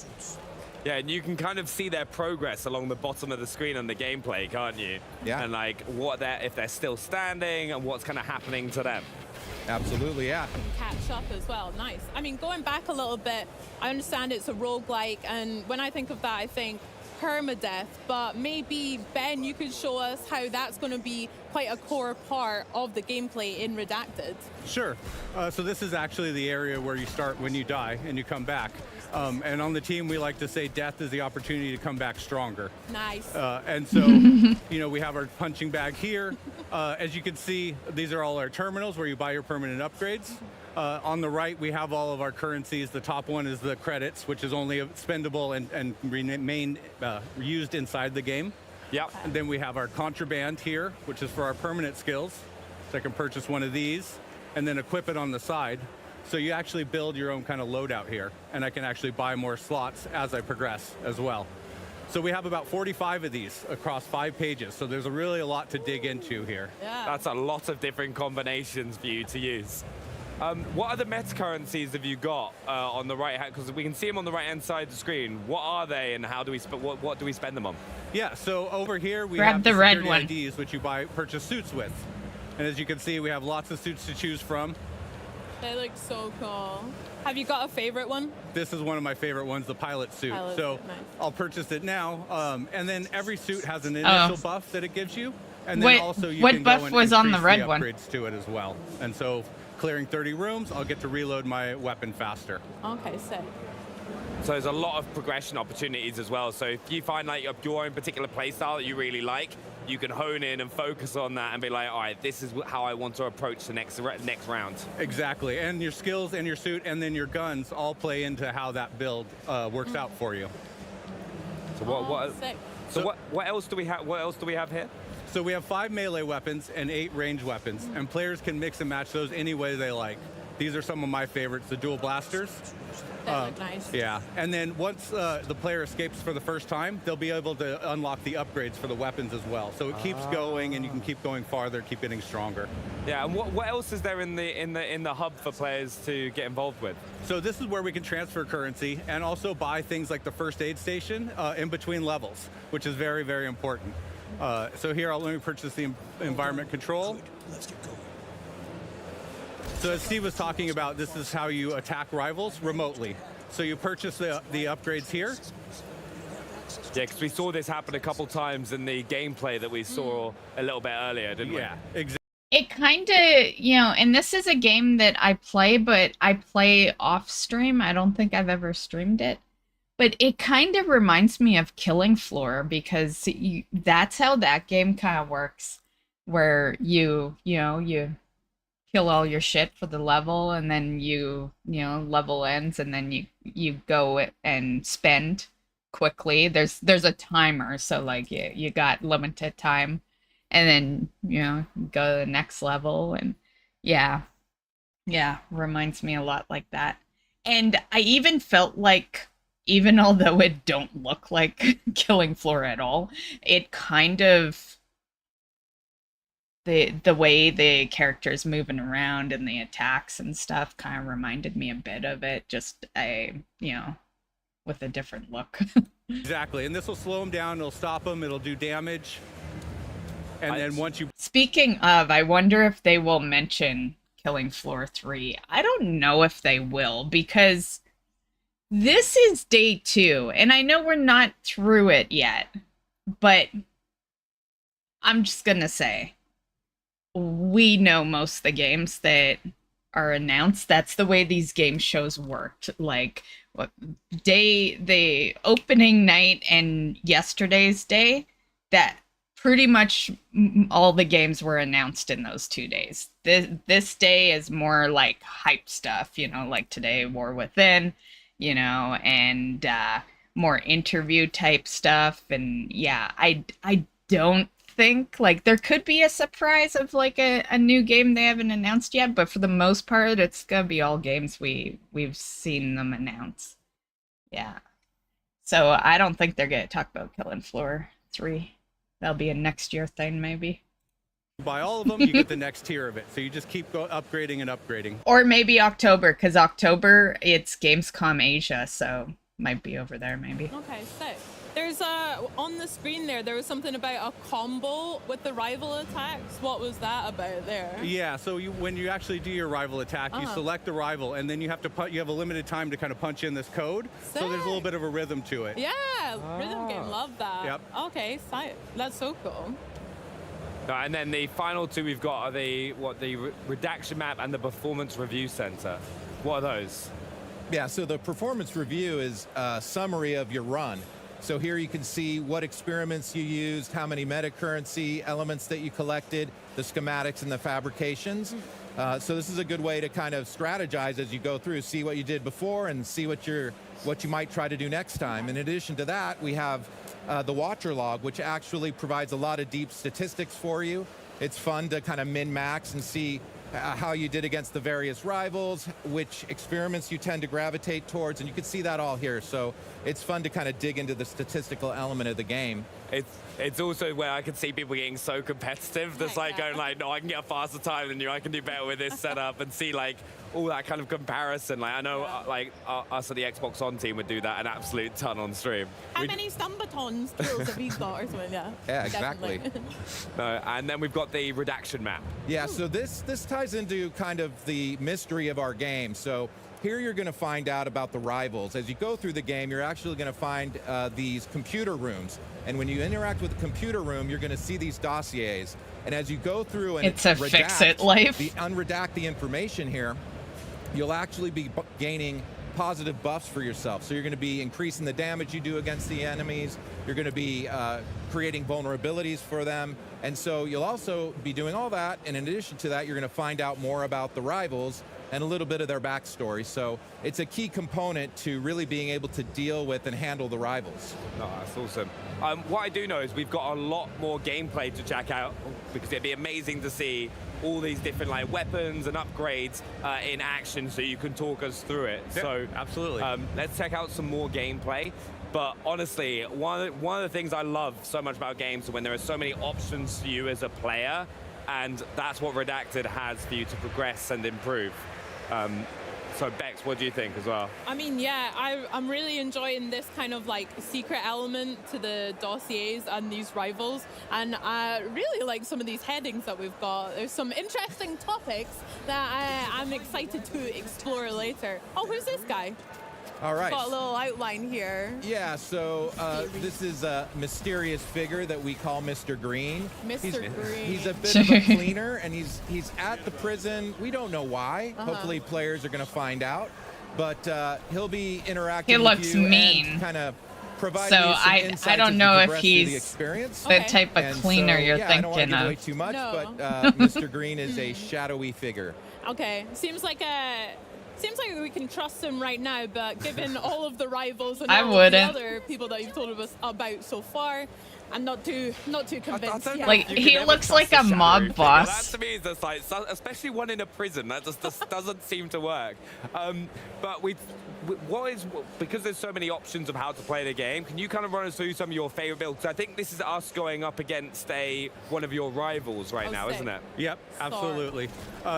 Like Steve mentioned, we call our upgrade trees experiments. Yeah. And so we have a total of 115 of those in the game, split up against across 7 categories. A couple of my favorites are the biotech and mixing that with the electricity or the energy build. Speeds up rates of fire, and then biotech has a great skill called Rot, which enables enemies to explode on death. Nice. So you can see we're using it right here on his main fire. Oh, cool. I love an area of effects. That's always helpful. Yeah, there's also like constant combination of using melee and ranged attacks, isn't there, throughout the gameplay? There is, and since you don't get to choose which upgrades you get to pick every time, you'll find yourself exploring and finding new ones that you weren't expecting that turn out to be really fun. And so we've had a lot of people start to play different ways just because they stumbled on a really fun build. Yeah, it's always going to be one of the funny bits. It's like you're going to go, no, I'm going to go use these guns because this is what I want to use. I love them. And then you'll be like, wait, no, that's like the most powerful melee weapon in the game. I'm just going to go melee build or something like that. Yep. I like it. So Ben, yeah, you're much more of a corrosive kind of area of effect and rapid fire build. I like that. That's Absolutely. cool. I'd probably go for something like that over like a strength build or like a close combat kind of build or whatever. What do you think you would do? See, I've always been, right, I was like, keep a distance. Like, Yeah. I played as like, Calculated. yeah, no, I was always like an assault rifle player and like FPSs. I was like, kind of keep a distance, kind of like kite people. But one thing I want to point out here is there is a glowing corpse which you see throughout the game. They pop up in certain locations. Can you tell us a little bit more about that? Yeah, so that's actually your last corpse, exactly where you died on your last run. And he has the exact same build you do. So at the end, once combat's over, you can choose to fight him and get back one of your skills, but at an increased power level. So, but it's always risky, right? Because if you had a really good build before, it might be a hard fight to win. So you got to kind of pick and choose your battles. But it is a way for you to get something back that you had on your last run that you really liked. Yeah. No, I can just imagine though. I just Bex is never going to see the glowing corpse. I know. That's like the nicest thing you've ever said to me. Oh, What do you thanks, Penny. I mean, yeah, the glowing corpse sounds great. I love that element of, it's almost like Soulsy. You get that reward for going back to the same place, and especially in roguelike atmosphere. I love that as well. I mean, we're seeing so many sick-looking visuals here. I can notice some of the symbols from your game's Callisto Protocol and lots of this new art style that we can enjoy as well with our eyeballs, which is great. But what was your philosophy behind this, and like, I guess kind of moving away from Callisto Protocol too? Right, so we wanted to create something that was different and lean into things that we really enjoy. So we're big fans of comic books, graphic novels, and we also wanted to have more of an irreverent, fun tone to this game.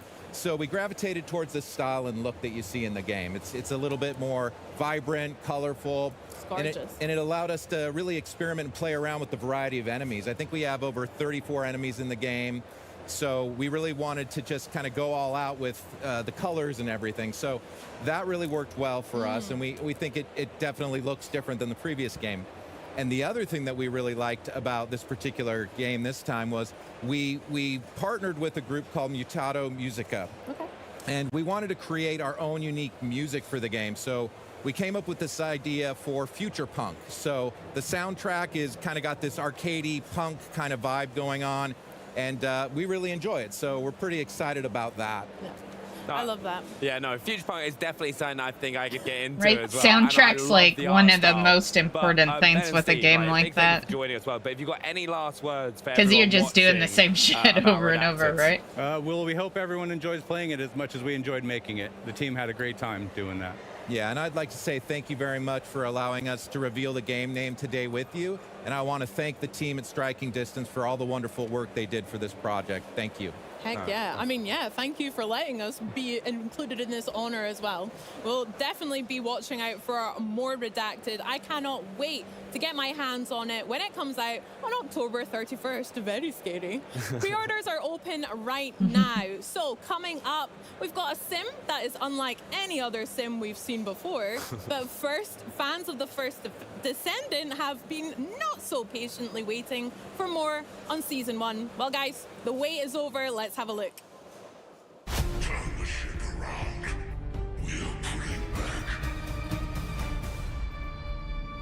We managed to fend off our enemy's large-scale attack, but the war is far from over. The Colossus still threatens us, and our enemies are plotting new strategies. Can Ingress ever find true peace? Has Corel really given up on the war?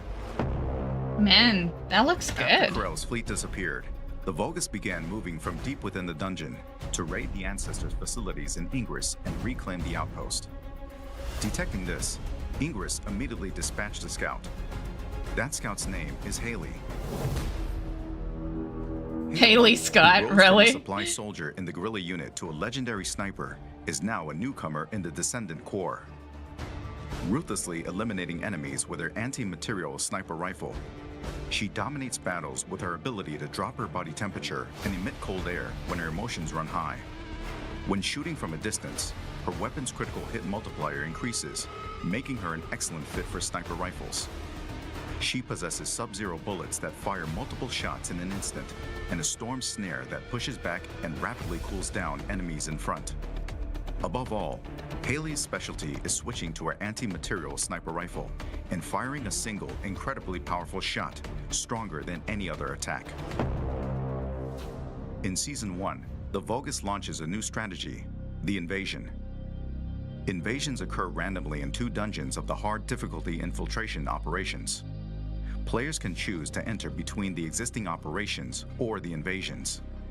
Invasion dungeons are only available for solo play, testing the strength of the Descendants. 3 Vulgus legions will block the Descendants with different defense mechanisms. The quantum field creates an immortal state, impervious to physical attacks. The Resonance Shatterers cause massive explosions with the energies of S.T.A.L.K.E.R and the Iron Heart. The Keeper Tile encryption device maintains a powerful security system.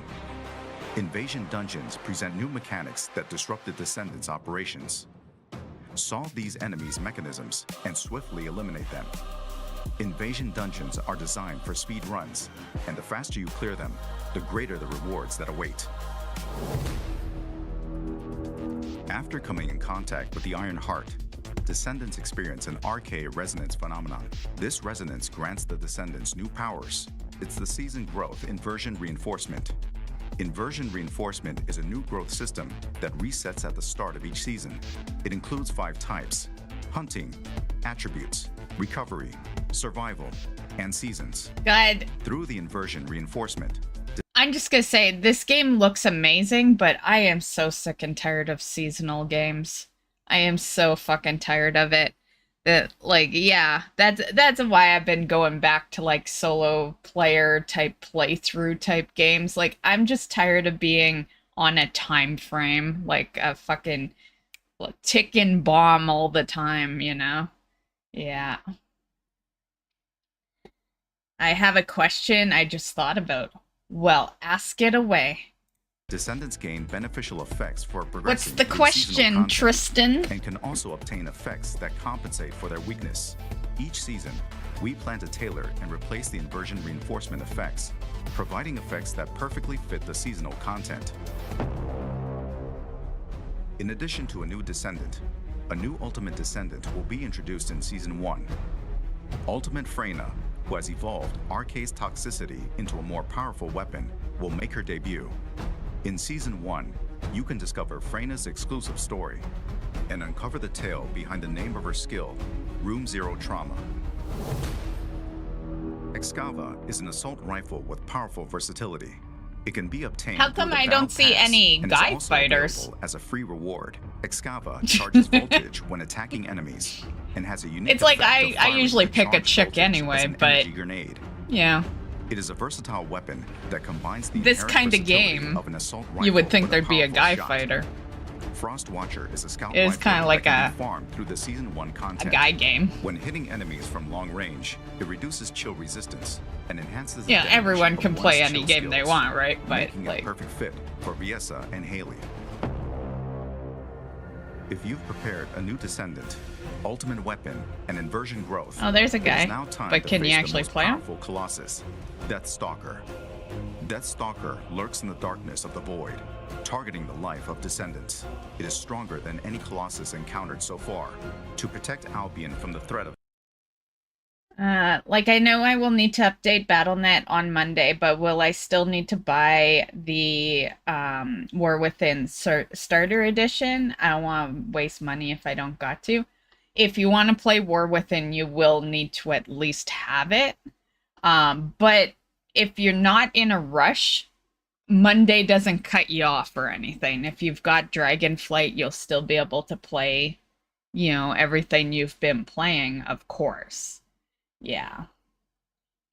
But yeah, if you don't have War Within, you will need to buy any version of it.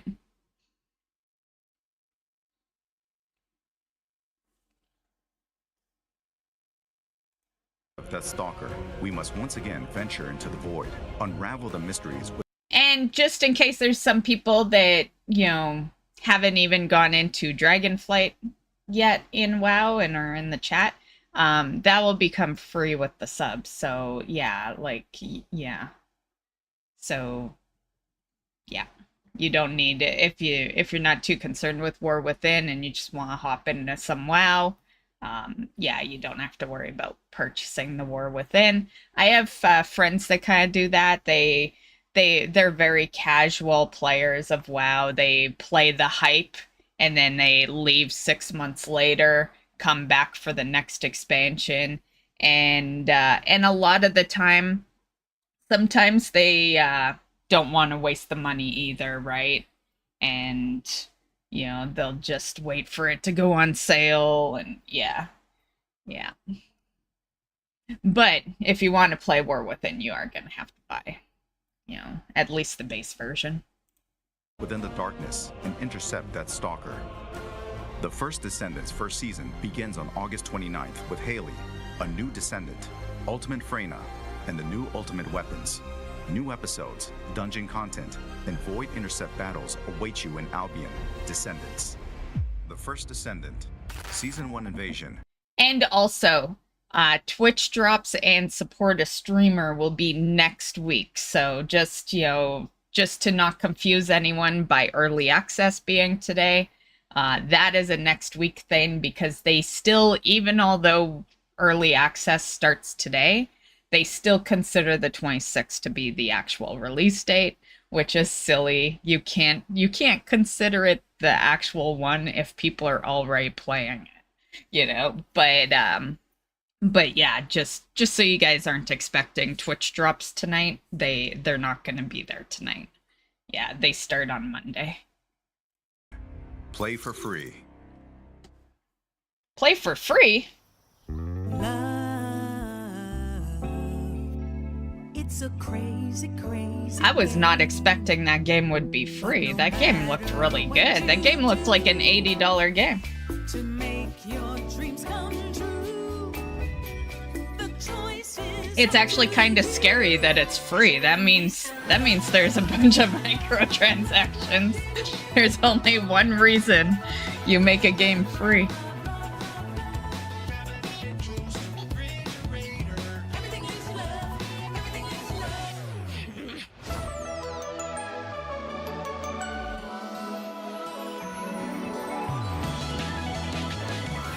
This is my scooter, Il Ragazzo Pazzo. I'll let it run, but we can mute it.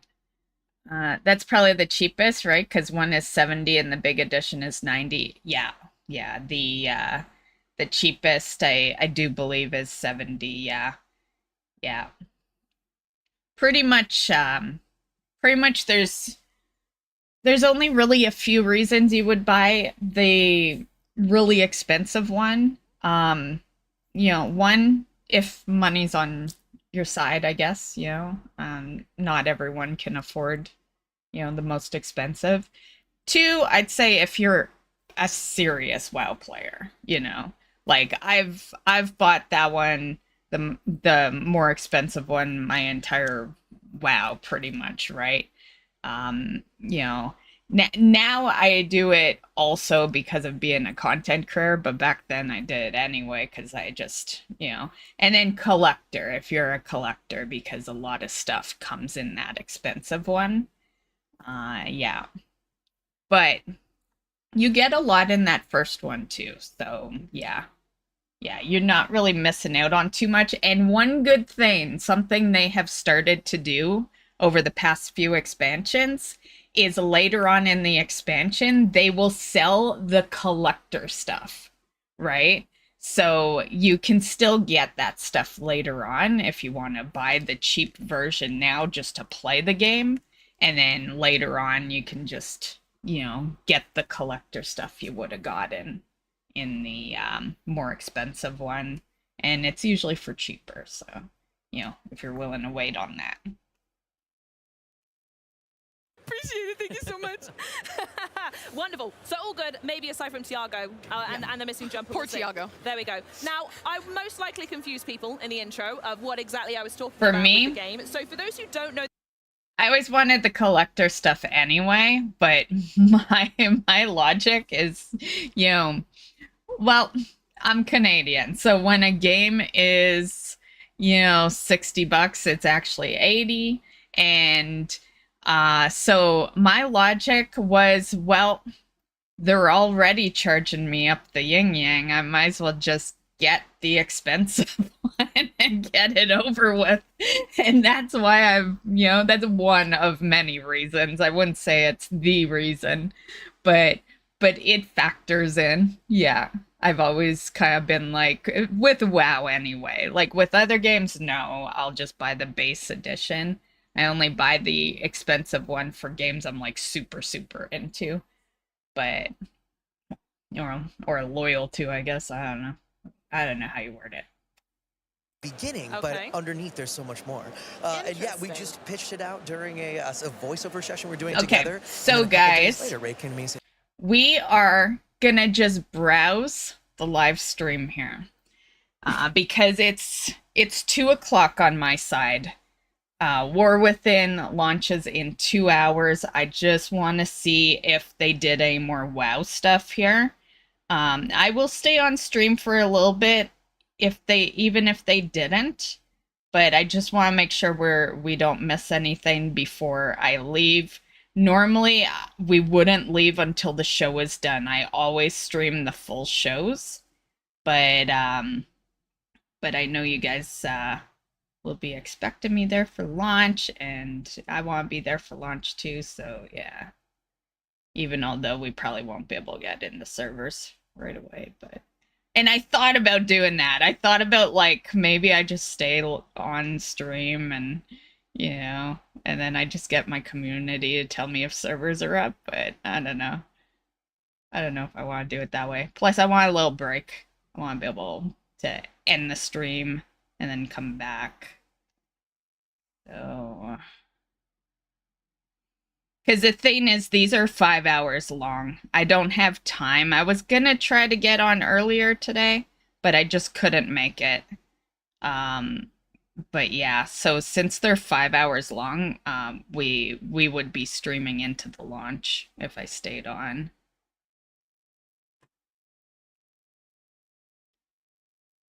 It's looking like we saw the one and only WoW thing. Yeah, that's not WoW. So I think we're pretty good.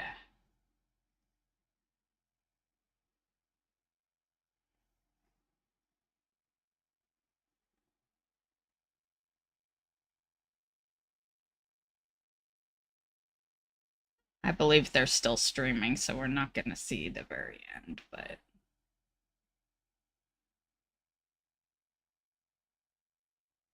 Oh, maybe it didn't. Okay.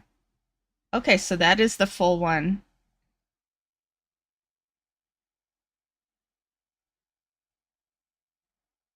Oh, that was Borderlands 4. Okay. Yeah, looks like we're fine. Mascot, Skylar Specs. With that said, I'm just gonna say that was pretty lame. You know, like, do I expect a lot? Yes. And I have every right to. And I'm just gonna say, for a, you know, for a announcement on the day of, you know, early access, I think they could have shown us a little more than they did for War Within. Yeah. That's why I browsed, because I was like so certain in my head that they are coming back to show something else. But yeah, I think when it comes to the game shows and like revealing something on the day that something is launching, I expect to see something we haven't seen before in another interview, you know, like.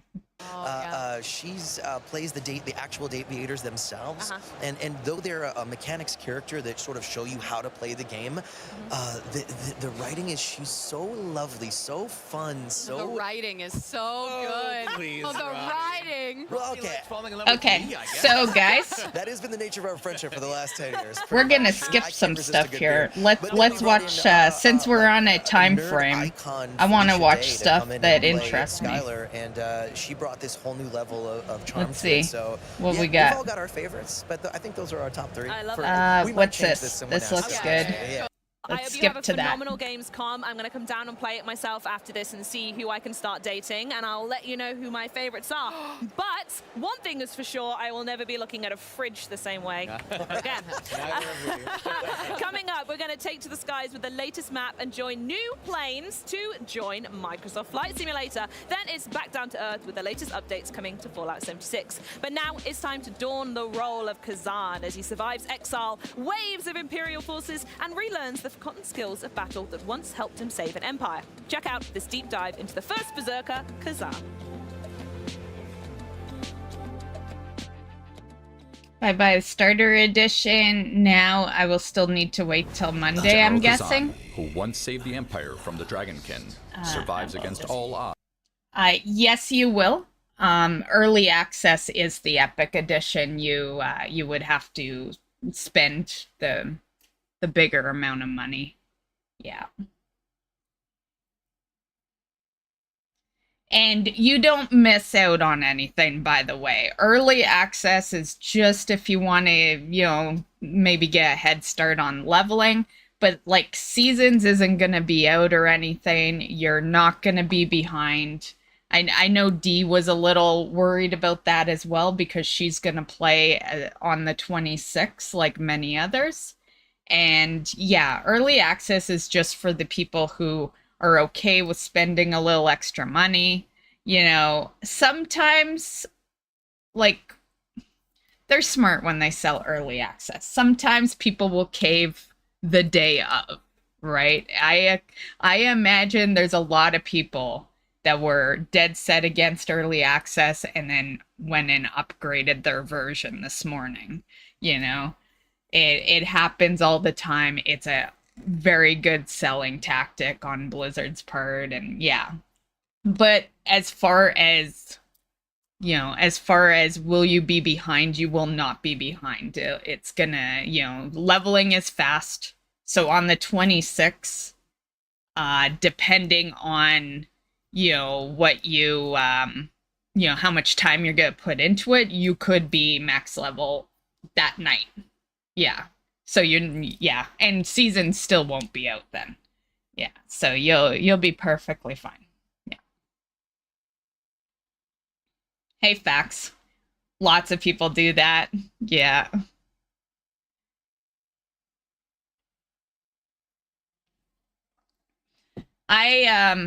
Me, it didn't matter. I was gonna buy that. I buy the expensive pack no matter what. There's always mounts and pets in it, you know? Like, I just always buy it anyway. It having early access was just like a bonus, you know? You know, it's like, I don't really care about early access, but I got it. It's like, I'm not going to wait till the 26th when I have it, you know? Yeah, just a bonus added in. And on a plus note, those of you that are waiting till the 26th, it's kind of like you'll get, you know, 4 days of free guides on my streams, you know? Everything, all my mistakes you can avoid. I'll make the mistakes for us. So, yay.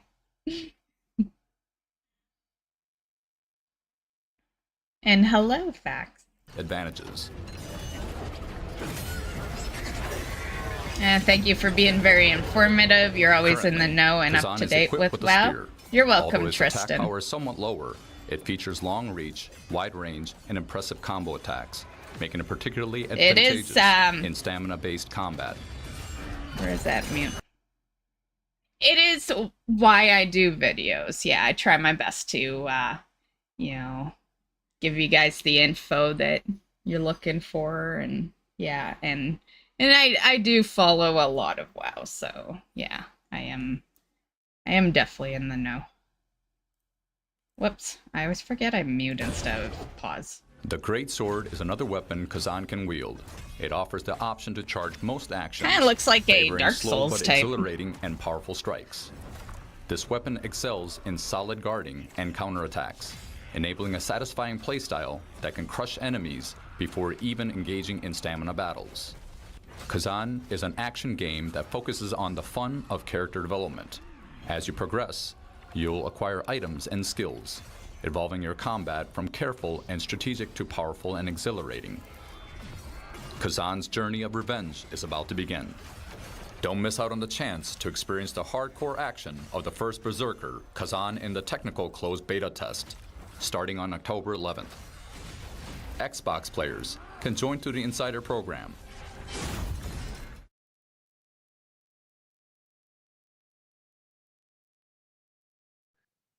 Hey York, it's great to see you. I'm gutted that I'm not seeing you in person, but I hear I think that one will probably sell well because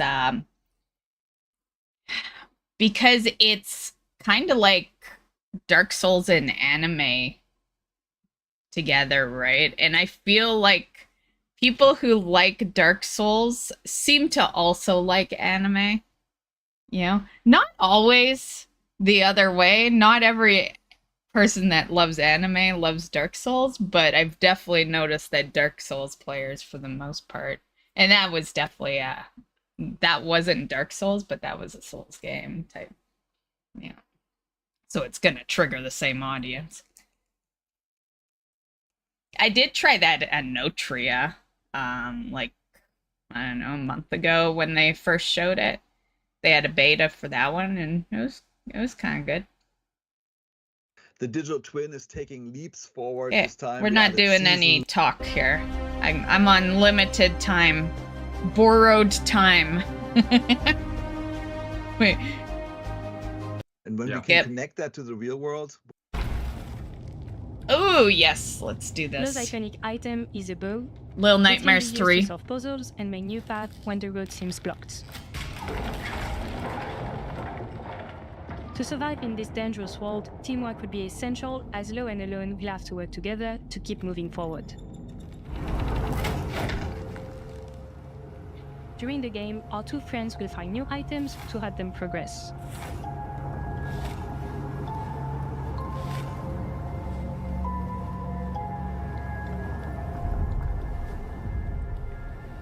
Necropolis is a peculiar place.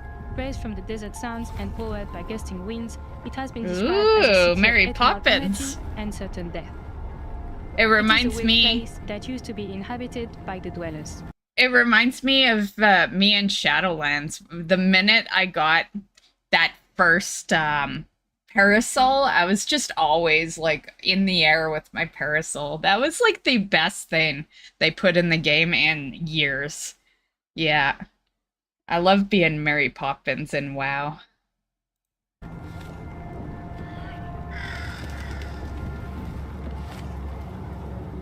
They should make it a legit mount. As you can see, the ancient metropolis is now more of a ghost town, and it is unclear what happened to its inhabitants.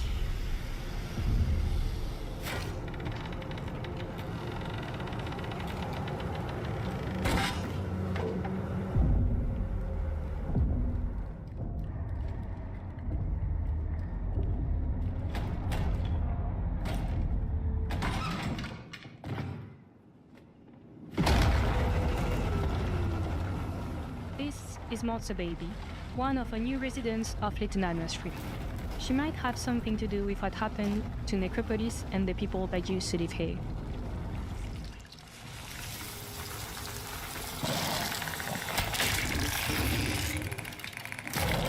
It seems that crows are not the only living inhabitants left. And to defend themselves against these threats, Lo and Elon had to work together and find new uses for the items. Well, night has fallen on Necropolis. It's the first time ever that we show this part of the game.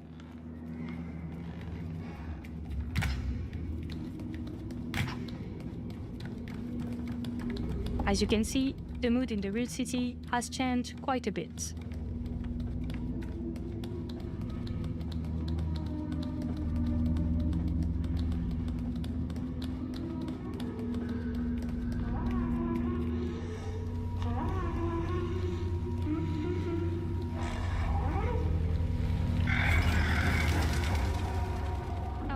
Apparently, Monster Baby doesn't sleep through the night.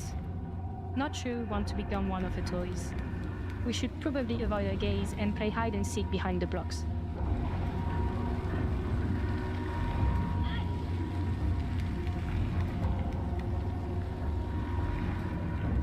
That is a big baby.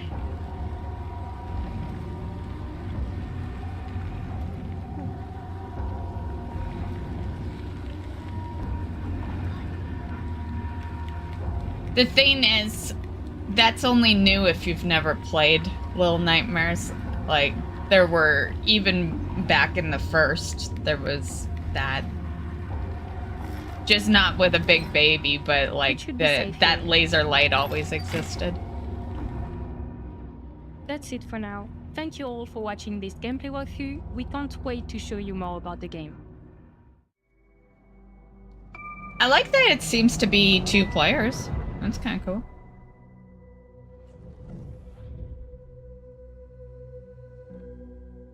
Little Nightmares 3 will be available in 2025 on Xbox Series, Xbox One, and Windows PC.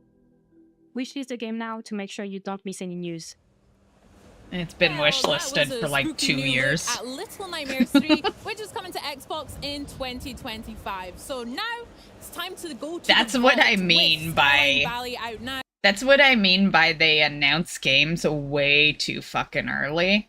Like, I have games that I wishlisted like 5 years ago that still say coming soon on the Steam page.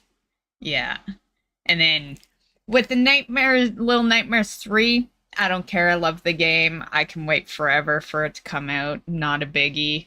But, you know, but some of these other ones, like, yeah, you know, they don't even have dates on them. At least I always knew, for the most part, that Little Nightmares 3 was, you know, next year. Yeah, it's like I have no idea what these other games that I've got wishlisted. They could be in another 10 years. Yeah, I think they should just... Personally, I think they shouldn't announce anything until they can slap down a date with it. I get the whole hype of, you know, show what you're working on, but then you end up waiting forever for them to have any additional news, right? Like, yeah. And Little Nightmares 3 is the, you know, we're not really talking about them right now. Just, you know, they're doing fine for, you know, we got a date on that, but the rest just... And I'm not talking about WoW either. We're used to knowing about that well ahead of time. You know, most of us have it purchased for like a year before it even comes out. You know, like that's just normal. and the Milepost Zero update launching very soon. Our next guest has plenty to chat about. Here to give us more on the latest from Fallout 76, please welcome Milepost Zero creative director John Rush. John. Awesome. And that's exactly what happens is you see it, you're hyped, you fucking love what you've seen, and then they wait so fucking long and you forget it exists, and then one day you see someone playing it or whatever and you're like, oh, is that out? I remember that. But by then your hype's gone and you probably never fucking play it. Yeah. I've had a few games like that myself. Yeah. I've said it before, Bethesda Game Studios has the best community in gaming. They're so great at giving feedback, saying what's not working, saying what they'd I'm gonna like to keep it see. running. I So gotta the go team take a always piss makes though. sure to I'll be right stay back. on top of all that feedback, whether it's on Reddit or Discord or whatnot. And what we do is we kind of boil it down to large strokes, bigger trends, right? And what features can we make to satisfy these things that players want, and how do they fit across a timeline while satisfying our builders and our adventurers alike. Nice. I mean, you mentioned Reddit just there, and I'm really curious how you actually use those sites or maybe other corners of the internet to actually take the feedback from the community and then put that in the game. What does that look like for you and the team? Well, I'd like to outline some sort of really cryptic process, but it's really just me on my phone going down the posts and remembering, oh yeah, somebody said that. But you know, it's more than just reading the feedback. It's also being able to look at that feedback through the lens of a player. So we all play the game on the team. I, speaking for myself, have multiple high-level characters I've gone through the game with to try different things. Multiple new characters fresh out of the vault to try different things. So looking at that feedback that we get from players through the lens of players ourselves and kind of trusting ourselves to make the right choices for the game. Nice. Showing off with quite a few high-level characters there. I see you. And by the way, I made those myself. I wasn't giving them. Thank you. No, that's very good. We were chatting before about one of your latest characters, your ventures. Care to tell us or share with the viewers about the captain? Oh yes, the latest character sometimes shows up on the socials, and that's Captain Nuke McCloud. Okay, I'm back. Nice. And Captain Nuke McCloud lives up to his name and loves to drop nukes. So we get the community together, and they follow me around while I drop nukes, and we just have a lot of fun. I took a picture of Mystic when I came back to show you guys. Because she's behind me, but you probably can't see her very well. When you do take those she's curled in a ball and actually put it in the game, what's it like seeing the reaction to those from the community?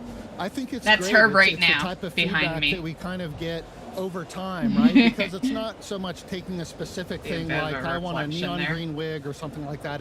It's looking at, hey, I'm looking for more things to do at the end of the game. I want more challenging experiences. So as those features kind of come out further down the road, she's we just snoozing. see, that positivity from players reflected back at us through comments and feedback.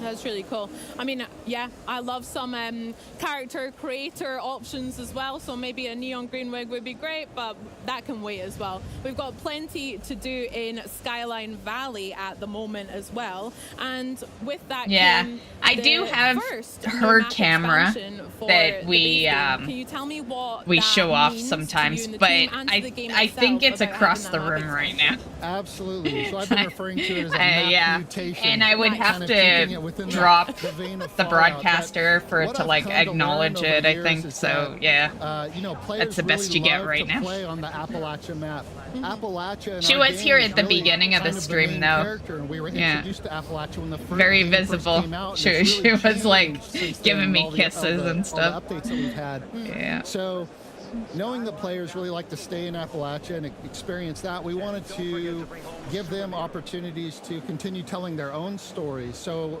using Skyline Valley as a reference, they have more places to build, more places to adventure, and also using Skyline Valley for a way to further the story of Appalachia itself, telling our own stories for the players to experience. So the idea for Skyline Valley came from Vault 63. It was really mysterious what was going on there. So we were thinking, what should this new region look like? Well, it's about Vault 63, and that's dark and mysterious. So let's make this region dark and mysterious. And so that's kind of where the the tone of the new space came from and the thought behind it.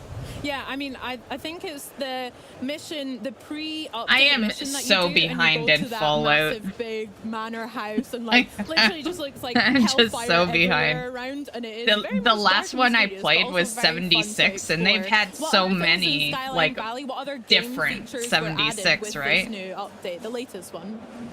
Game features added with Skyline. Well, there's a new horrible creature walking around called the Thrasher, which is just awful. Yeah. this big turkey abomination, which is a lot of fun to see.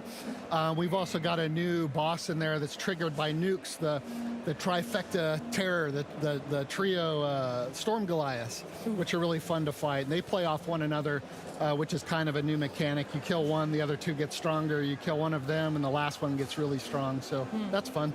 Yeah, that is fun and also terrifying. That's great. Yeah. And then also with Vault 63, we've got a whole bunch of ghouls in there too, which is fun. And speaking of ghouls, it would be fair to chat about the Fallout TV show and my favorite character, Walton Goggins, aka the Ghoul. So how are you? I enjoying the haven't TV watched show, it. firstly? Have you watched the Fallout TV I've show? watched the series about 4 times. Heck Yeah, yeah. I love it. Great, awesome. You can recite it already, probably dreaming about it. What I love most It's about on the show list. is through the visuals, through the story, through the characters, how true to Fallout it was for people that maybe weren't familiar with Fallout before, or maybe had played other Fallouts in the past. Watching the show, experiencing that story, and wanting more. Where can they get it? Come to Fallout 76, come to Fallout 4, come to 3. So it's been great seeing I that streamed influx of 3 players coming once in, having fresh new for a Fallout charity experiences event. to them. Yeah, that's such a good Years point. ago. You're so right. I think it was a like massive Fallout 2018 fan before or the something. TV show, but again, just watching that and immediately feeling that same feeling that I had playing Fallout 4 when that first launched. I mean, I used to fall asleep. This is really sad, but I used to fall asleep listening to Diamond City Radio at nighttime. But yeah, the TV show just encapsulates everything. You're so right. And with that success, how has that like been reflected in Fallout 76 as well? We've seen some, maybe some new jumpsuits added, vault suits. What other parts has influenced the game?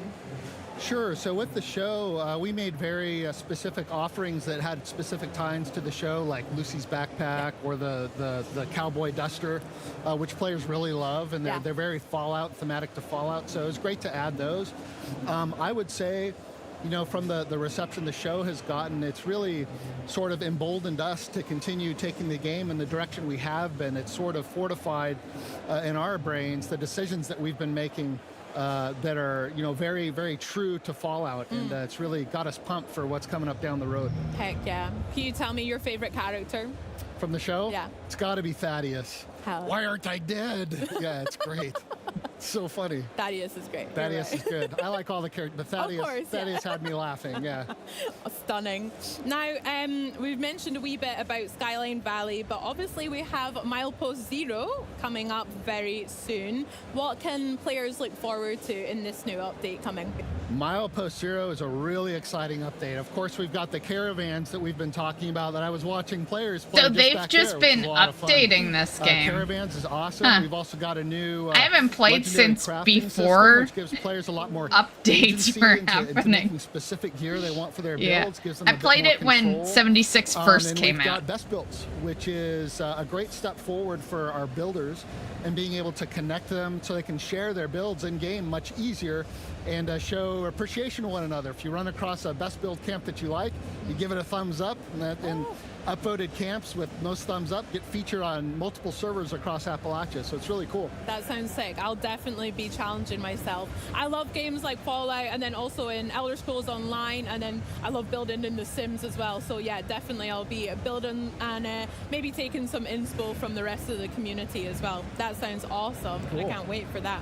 Now, you mentioned as well, you've seen some of the fans playing it here on the booth at Gamescom, and then also in the public test server just now. How have you found the reaction? Are people happy with it? Are you excited? Have you been taking notes as well?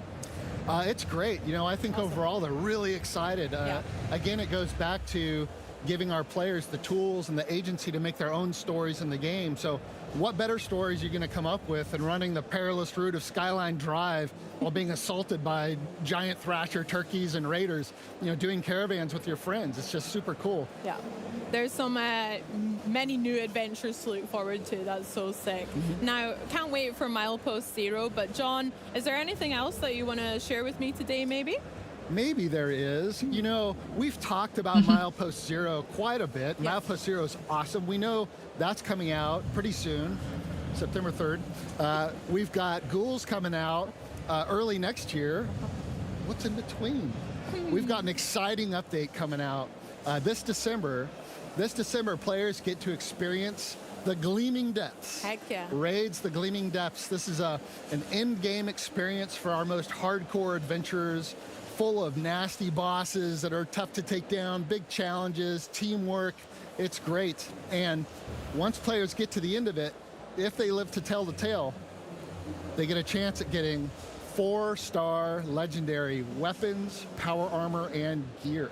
Sick. Ooh. I love that exclusive. Let's go. Gleaming Depths. I cannot wait to try that out. I'll have a lot of grinding to do, but yeah, maybe the captain can come in and help me out level my character I should return to that love game, so I much. guess. John, I've got one more question that I'd love to know the answer for.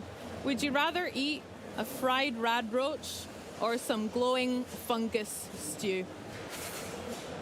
Ouch. So I'm not going to Tough get one. into specifics, but I kind of already have a preference from past experience. I have had glowing radroach From before. past I was at the show experience. premiere. It was absolutely fantastic. I would Wow. never turn down the opportunity to have that again. So glowing radroach. Glowing radroach. There we go. Absolutely. We heard it here. John, thank you so much for chatting with me, and thank you for I'll just joining be us. MIA Now, that fans day. obviously won't have to wait long at all for the next Fallout 76 update. Milepost Zero launches September 3rd. Check out Xbox Game Pass to play Fallout 76 as well as a metric ton of other titles right now. Remember, with Xbox Game Pass, you can get No, new Chair, games they're on all day like one, that. Call of Backs, Duty, yeah. Black Ops 6 on October Yeah, they're all 25th. standing Play some booths. of the biggest games of I the year imagine and unlock it's partner probably- benefits from our pals at Riot Games and I'll EA. just mute. I imagine it's probably so that more people can test it, because, like, let's be real, you know, it takes probably a pretty strong person to stand in that same position for many, many hours. Whereas if you were in a chair, you would just stay there all fucking day, right? Yeah. I think that's probably the reasoning behind it, is so that, you know, each person is there for a limited time. Yeah. Because those, like, when it comes to the testing booths, I've been to some of those. There's long lineups. Yeah, they don't show you that lineup, but they're long. Yeah, lots of people want to test that shit.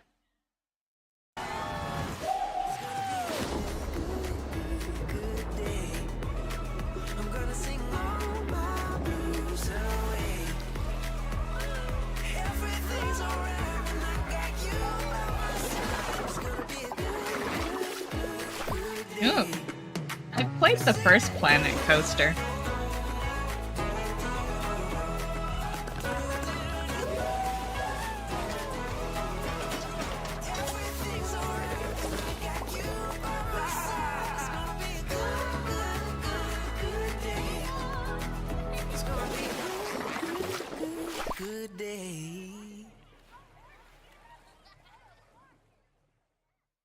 Hi, I'm Rich Newbold, Game Director at Frontier Developments. I hope you enjoyed the trailer for Planet Coaster 2. I'm here to show you a bit more about the game. Let's dive in. Okay.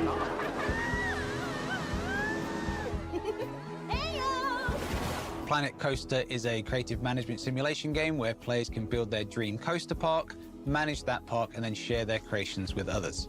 In Planet Coaster 2, we have new water park features. We have deeper creativity, new management tools, and the possibility of building a park with a friend, one player at a time, by sharing a save. To celebrate our new water park features and new creative tools, we're going to be adding a new flume to this pool area of our park for our guests to enjoy. We're going to be doing that by going down to our flume section, and we're going to be adding a brand new flume. We have a number of different flumes or slides that you'll be able to build in the game, one of which will be our body flume, which is what we're going to place in our pool area. Before we build the flume itself, we're going to need to build a flume platform for our guests to enter the flume from. We know it's a building game, guys, okay? And then we have a number of different start pieces. We're skipping on to other stuff. Will use to enter the flume. We have our kind of open. Back to our borrowed time. Piece, as well as because I have 30 minutes.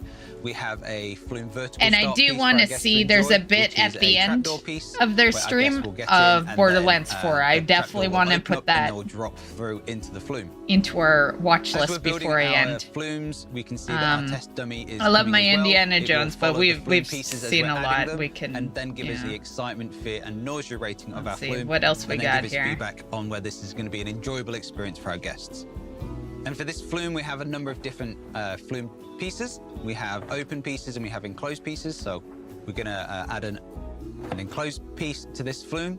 We also have different types of pieces, one of which is our transparent piece. So we're going to add a transparent piece to our flume so we can see our guests as they come down these flumes for them to enjoy. We also have a number of end pieces that you can put on your flume, including run-out lanes. But for the end of this body what is flume, that black end? Let's see what this black and white one one of our is. special end. Looks kind of cool. Shooters with cutting-edge graphics are great and all, but have you ever wanted an FPS that looks like a cartoon from the 1930s? Well, somebody made one. Here to tell us about Mouse PI for Hire, we're joined by game I was director thinking of like Steamboat Willie there. Yes. Is that right? Right. And lead producer Majay Shemian. Thanks for joining us, guys. Thank you for the opportunity. Okay, first of all, for someone who is seeing this game for the first time, tell us what we're looking at. What is Mouse PI for Bump it Hire? up a bit. So basically, it's a blend of all that we love in FPS games. So we are focused on the key elements that make FPS games fun. So the gunplay is very important, but on the other hand, we're going to add some other elements from Metroidvania games, for example. So abilities, some upgrades, ability to backtrack and access previously inaccessible areas. So yeah, it's a blend of everything we love in a game, not exactly a boomer shooter, rather something that feels both familiar and fresh at the same time. I feel like this is way older than boomers. This is like the way older than boomers, right? Now the Metroidvania aspect we were talking I about know. this before we started recording. I'm pretty old, and is that his tail? And it's before my that's time. His tail, actually. Okay. Can we talk about sort of how the levels are structured? Is it kind of different little arenas, corridors, or open world, or how's it?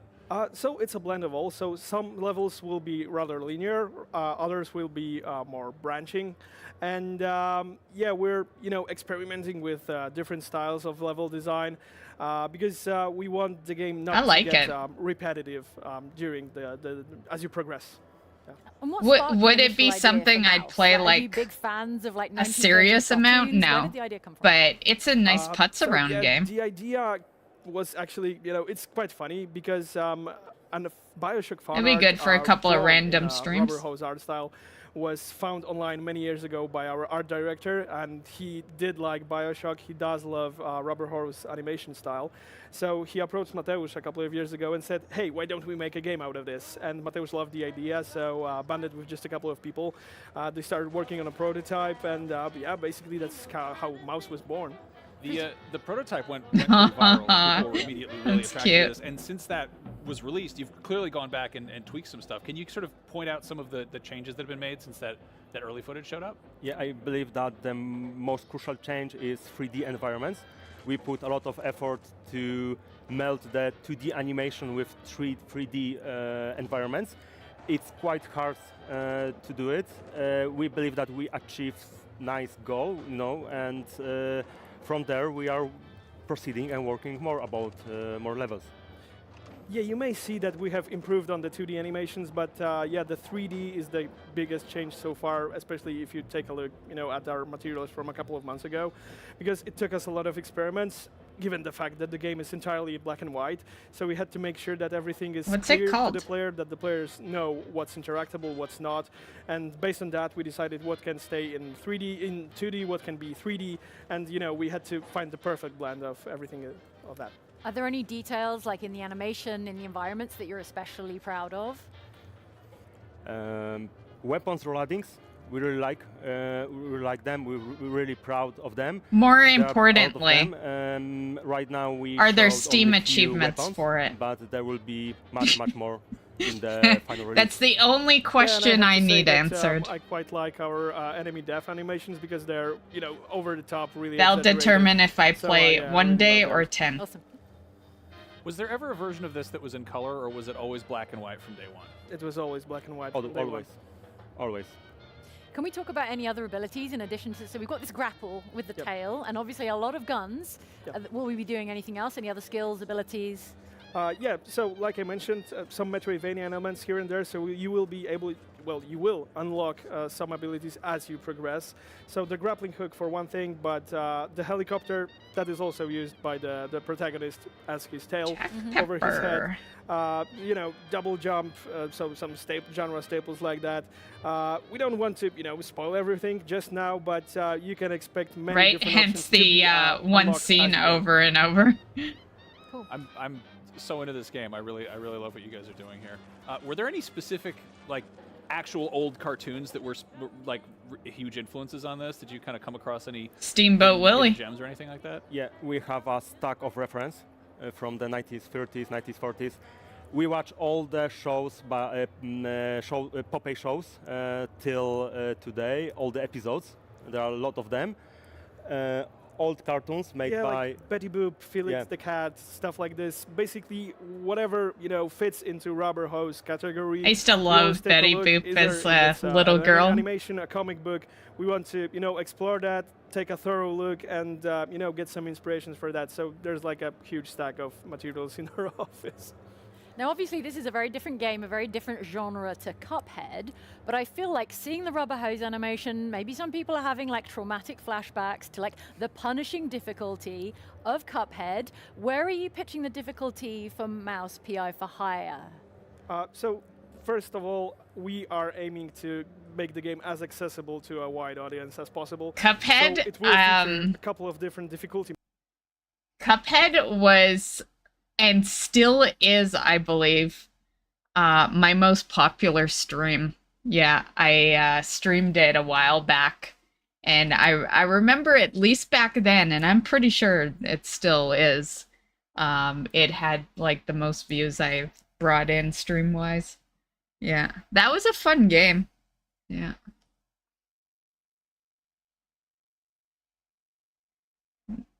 You can't understand them? I think I've gotten used to from watching so many game shows, but I get it. In the beginning, I struggled to understand them too, but I watch so many now that I can understand all the accents. Yeah. Modes. So if you want an easier experience and you want to, be focused on the story just like that, you can do that. And but yeah, they're it all should gonna be a breeze, basically easy. have But if you're accents looking for the a most serious part. challenge, yes, we will provide that as well. It's like it's a worldwide trust me, show, I've but played it the game is on, harder it is settings being just held in recently, and Germany, it's so punishingly difficult. So yeah, basically the choice is yours. Nice. I love it. Now let's talk a little bit about the lore and the setting. Who are we playing as? Who is this titular mouse? Yeah, so our protagonist, his name's Jack Pepper. He's a World War I trench veteran who went back home, and first he became a cop, and after that he turned to be a private investigator. And it's a noir story, G.I. so Pepper. Jack tends to usually find himself in a heap of trouble. But this time it's bigger than usual. It's a pretty sticky fondue of celebrities, mobsters, dirty politicians, and a conspiracy aimed at taking over the U.S. So yeah, it's gonna be a big adventure. Yeah, we also have a second character named Tammy. Tammy is not a playable character, but is really important for the story. She's a young mice orphaned as a child whose mother Jack knew. While she's not participate in investigation or gunfights, she makes Jack work much easier. As she's great with everything mechanical, she's upgrading weapons, inventing new gadgets, upgrading the old ones. She can it all. She can do it all as long as you don't ask her to make some coffee. Yeah. Right. Fair enough. So how does that progression work? How do you upgrade weapons? What's the progression scheme like? So along the way, you will find some NPCs offering you some side quests, side challenges, and you will get some in-game currency, or you will get some key items that can be used either to be traded for some upgrades done by Tammy, or to give them to the items to Tammy so she can fashion something out of them, because Tammy is the kind of character that always comes up with new ideas to create some new gadgets to make Jack's work easier. So some of this stuff is mandatory, like some of this stuff will be Man, my mystery bruise is finally vanishing. I don't know if you guys can see it. Plus, it's vanishing now. But more into the game's world, earlier in the week, I discovered this random bruise on my arm. And I don't know where it came from. Spacing out here, like the weapons, I can only imagine that I hurt myself in my sleep or something. And then a couple of days later, more than 10. It was purple. It was looking pretty bad a couple of days later.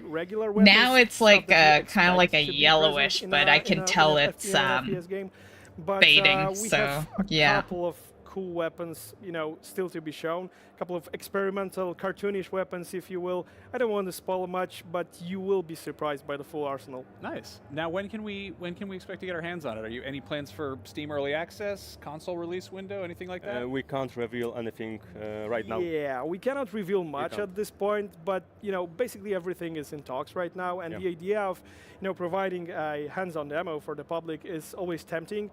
But we also want to make sure that it's fully polished. It's I would play the fuck out of that demo. Not yet, but keep an eye out. Well, we are trying to see more. It's like it's not hard, right? Demos are like an hour. That is all, folks. Mouse PI Feature is out sometime in the future, but you can wishlist it on Steam right now. We have lots more cool What was stuff it on the called? way from the Gamescom studio, so please stick around. What was it called? I didn't catch it. What was it called? Shit. Providing a hands-on demo for the public is always tempting, but we also want to... Now, I'm curious, wise cartoon character once said, that is all, folks.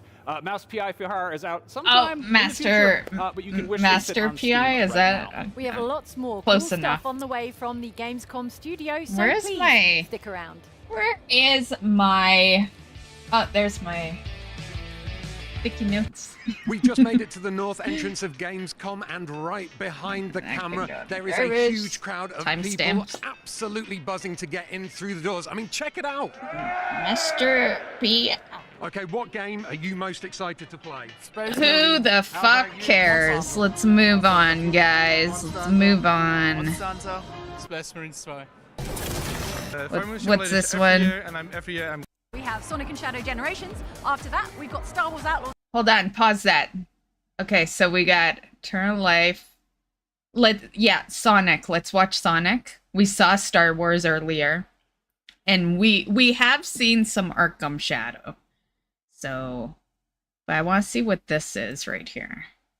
Oh, does that say something about Goldman's psyche? Is this game taking place inside his Magnum mind? PI was taken. I cannot neither deny nor confirm that, but there's definitely, I'm with you on that. Like if you look at the enemy design closely, there's some disturbing stuff, that you sort of, if your therapist asks you, like, draw your penis, it might be a worm with a penis. Oh, it will look like that. So I think it's about that. It's, yeah, I would say, like, challenging these deep fears and just like having them in those kind of frightening creatures.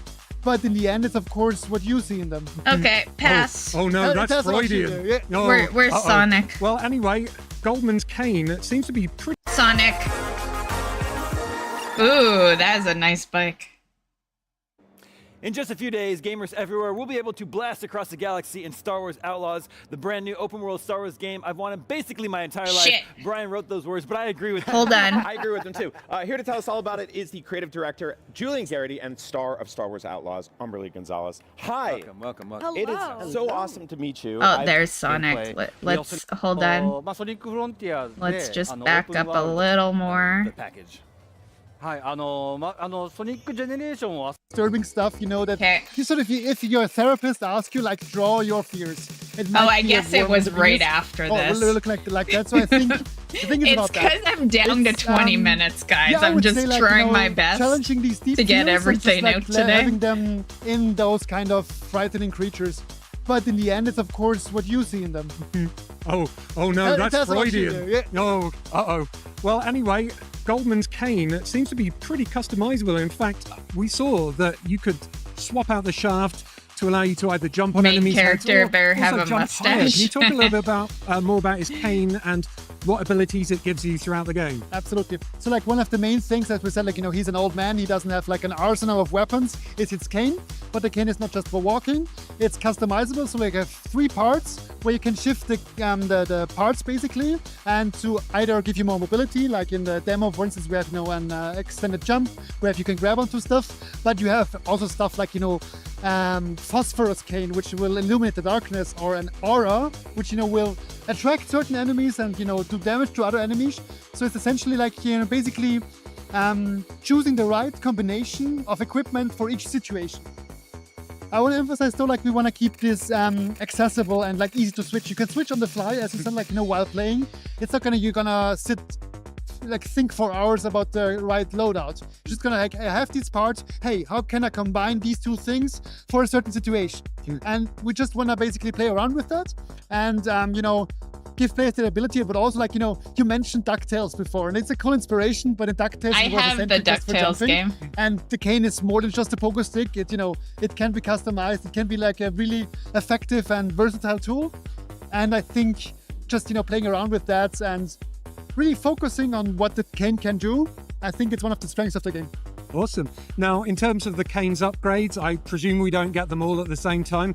Does that mean that this game is going to be more of a Metroidvania style game, or is it a linear side-scroller? As you were saying, there's a linearity to the game, so basically it's a narrative experience, right? You want to be in the story back and forth. You're not going to be like sort of, thinking like mechanically. Like in Metroidvanias, you often have this kind of backtracking, and then you find an ability, you go back there. I think for us, it has elements of that because there's stuff in Metroidvanias that we like a lot, right? Especially you like the world opening up. Did you see Mickey back there? Or that gear, worthwhile and make it count, right? Kind of weird for him to be at a Gamescom. But I think we have a bit more of a focused narrative experience. There is a bit of non-linearity in the path you choose, but it's not a full-fledged Metroidvania. So we like to call it like a platform adventure, actually. Like there's an adventure part, of finding new areas, I guess new it biomes, makes sense now because the core mechanics is the platforming.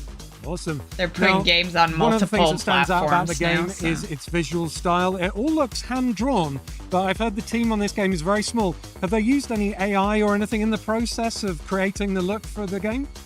There is no AI involved in that game, so everybody, it's really people sitting down on their desks for weeks, months, and actually can take up to a year for a biome to be finished. So it's really like hand-drawn. So you're gonna, first by hand on a piece of paper sketch that, then use your tools to bring it into the game. It's that classic line art. I mean, you could tell the AI to do something, but it's not gonna come out like this. And I think that level of detail, and also that it all fits together, right? It all makes sense and also works as a game. Because, there's also stuff it has to, you have to understand as a player where you're going.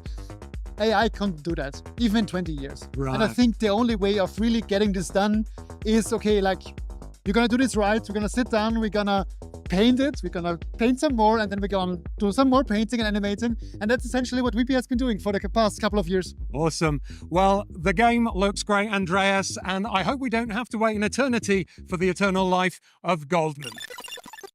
Okay, Sonic, let's go. Sonic X Shadow Generations is an enhanced version of 2011's beloved Sonic Generations, featuring new standalone content with Shadow the Hedgehog, who now has Doom powers. Here to tell me all about it are Takashi Iizuka and Austin Keys from Sega of America. Welcome. Thank you for having us. So, bringing back Sonic Generations, getting Shadow in there, and now Shadow has these Doom powers. Doom Sphere, Doom Blast, Doom Morph, Doom Wing, Doom Surf, and more. Tell us about these. Is Shadow doomed? What's happening here? はい、今回ソニックシャドウジェネレーションを作るにあたってですね、ソニックにはない新しい能力をシャドウに与えようということで、今回そのドゥームパワーっていう新しい能力をシャドウに与えました。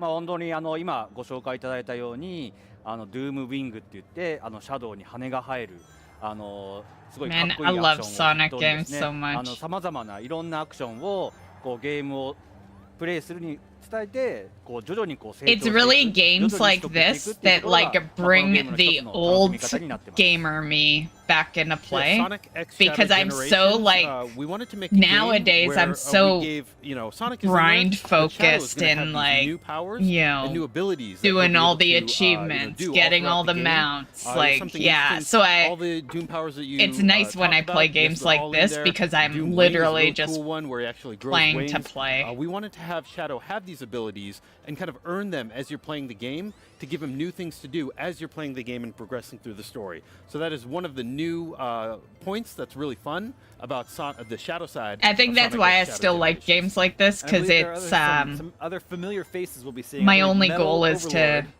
have fun in them. That's sure to please versus fans. be the How does Metal Overlord completionist. fit into the package? はい、ソニックジェネレーションを遊んだことのある方はおそらく分かるかと思うんですけども、このジェネレーションというシリーズのゲームは一旦すべてタイムイーターによって過去が全部消されてしまって、その今までこう歩んできた歴史をもう一度こう歩み直すっていうゲームなんですね。なので、そのバイオリザードとか今回のメタルオーバーロードとか、これはソニックヒーローズの時のラスボスなんですけども、これだともう一度シャドウが戦うことになる、そういう流れになってます。So as for anyone who's played Sonic Generations, you may know this already, but the whole Generations format is that the Time Eater has come and kind of taken away all of time and space, and everything is in this kind of strange time-space void. And as you're going through the game, you're kind of revisiting a lot of the places from It's the like, past, buddy, you and you're didn't even re-experiencing reset it to and kind of try putting again. the time-space continuum back. So for the Shadow side, we do have things like BioLizard. They are going to be stuck in Because that, it's like I say I play these for but I totally would reset if I missed. Yeah, I like getting all the rings. These are all going to be bosses that Shadow again will have to face and defeat in order to put the time continuum back. And I believe we saw footage in the latest trailer of It's gonna Chaos get you. Island, which is from Sonic Frontiers, which I believe came out after the original Sonic generation. So now that you are sort of revisiting the package, adding Shadow, it's not just from you're not just pulling from games that came out before Sonic Generations. Is that correct? It seems like everything is game. そうですね。ソニックジェネレーションズがリリースしたのが2011年なんですけども、それ以降にソニックフォースとか、あとソニックフロンティアとか、さまざまなゲームがリリースされてますけども、その過去から最新作のソニックフロンティアズまでを今回のシャドウジェネレーションズでは取り入れてます。So yes, you're exactly correct. Sonic Generations came out in 2011, and it kind of revisited all of the past up until 2011. But for the Shadow side, there's Sonic Forces that came out after Generations, Sonic Frontiers that came out after Generations, and so we wanted to, go not only all the way back from the beginning, but continue on all the way up to Sonic Frontiers and kind of portray a lot of parts of different games in Shadow Generations. So Shadow's campaign within Sonic Generations, is it completely separate, or will Sonic and Shadow meet up at some point during the game? はい、ソニックジェネレーションズとシャドウジェネレーションズは実は同じタイムラインで物語が進行してまして、どちらもタイムイーターによってその時間と空間が消されてしまったっていう、そこから物語がスタートします。で、ソニックジェネレーションズを遊んだことある人には分かると思うんですけど、途中シャドウとの出会いもあるんですね、絡みも。でそれも今回のシャドウジェネレーションズでもこうザッピングみたいな感じで両方がこう重なり合った形でストーリーが進行します。Man, looks like a long fight. So yes, Sonic Generations and Shadow Generations take place in the same timeline. The story both starts with the Time Eater kind of messing with the world and removing time and space. So both the Sonic side and the Shadow side kind of have that in there. And as you're playing through the game, there are moments, for people who have played Sonic, they know that Shadow does pop into Sonic Generations, and we are going to have those kind of moments where there is that crossover between the storylines of Sonic Generations and Shadow Generations. Cool. So I believe there's also an open world, a 3D hub world. What are we able to do there, and does it work is it anything like the way it worked in Sonic Frontiers? はい、ソニックフロンティアでオープンワールドのオープンゾーンっていうゲームプレイが非常に皆さんにご好評いただいたんですけども、今回のシャドウジェネレーションズを作るにあたって実際のアクションゲームプレイはソニックジェネレーションズと同様、サイドスクロールとフォワードビューの what a fight, 3D アクションゲームなんですけども、そのハブワールドとなる、ホワイトスペースの部分に、フロンティアのオープンゾーンのエレメントを少し加えています。これがそれぞれ、ルームパワーをシャドウが身につけることによってこの行ける範囲が広がっていって、また新しい発見や新しいステージへの入り口が見つかるというような構造になっています。So yes, the open zone theme that they used to create Sonic Frontiers, that was something that people really liked. And so when they were making the Shadow Generations part of the game, they said, first of all, we need to have the Generations format. We need that side-scrolling action platform gameplay. We also need the front view, like running into the world, action gameplay, action platforming as well. But for the hub world, they wanted to take the open zone game design kind of aesthetic and mentality and design a hub world with that open zone design aesthetic. And in doing so, they created this world that kind of feels like Frontiers. You can run around wherever you want, but as Shadow acquires Doom powers, he's also getting these abilities to get to different parts in this open zone format. So your Doom powers will let you get to new places and find new stages and places to play in the game. Very cool. I know Sonic Generations is a fan favorite Sonic game. Bringing it back. Hey, polishing it up and adding system. New content. How's I it know fans are going? gonna be really excited to play. So thank you so much for coming by. Welcome and talking to about the games here. Daytime Mist. Thank you. I Thanks don't for even having us. have to have any Okay, lights on. players everywhere can experience a whole lot of Hedgehog when Sonic X Shadow Generations comes to PC. The and room's consoles on just October lit up 25th. because it's There's much more daytime. Gamescom coverage right around here. And on that's IGN, with so stick the around. blinds closed.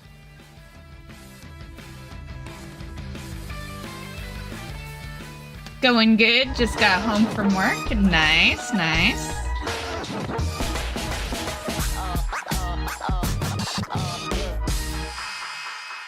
Okay, they're just talking about their store, right? IGN store has Yeah. it all. From clothes and Let's collectibles, pass to the vinyl records, advertisements. accessories, model kits, and action figures from the biggest and best franchises like The Legend of Zelda. Let's see what this is. So we're just kind of speeding things up a bit right now, system. We've What's up, everybody? resorted. Max Scoville here. I'm with Joel Bylaws from Funcom. We are here to talk about Dune Awakening. Oh, wait, I've seen Dune so many times. We're gonna bypass this. But we're bypassing, pretty much we're just now watching things that interest me.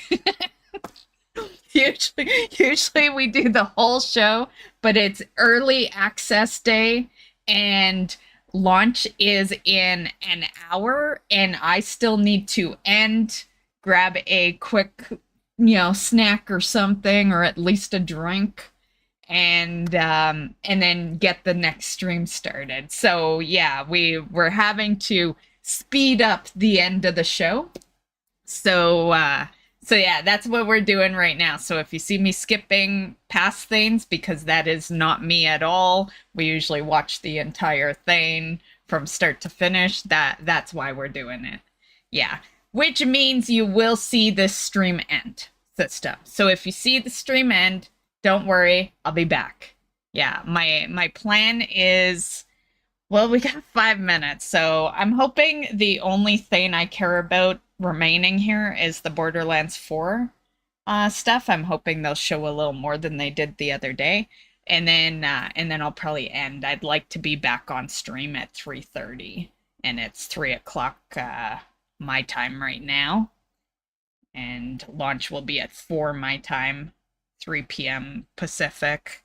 So yeah. Special stuff going on, and I probably shouldn't spoil See too what much, we but it's got. cool if you take enough spice.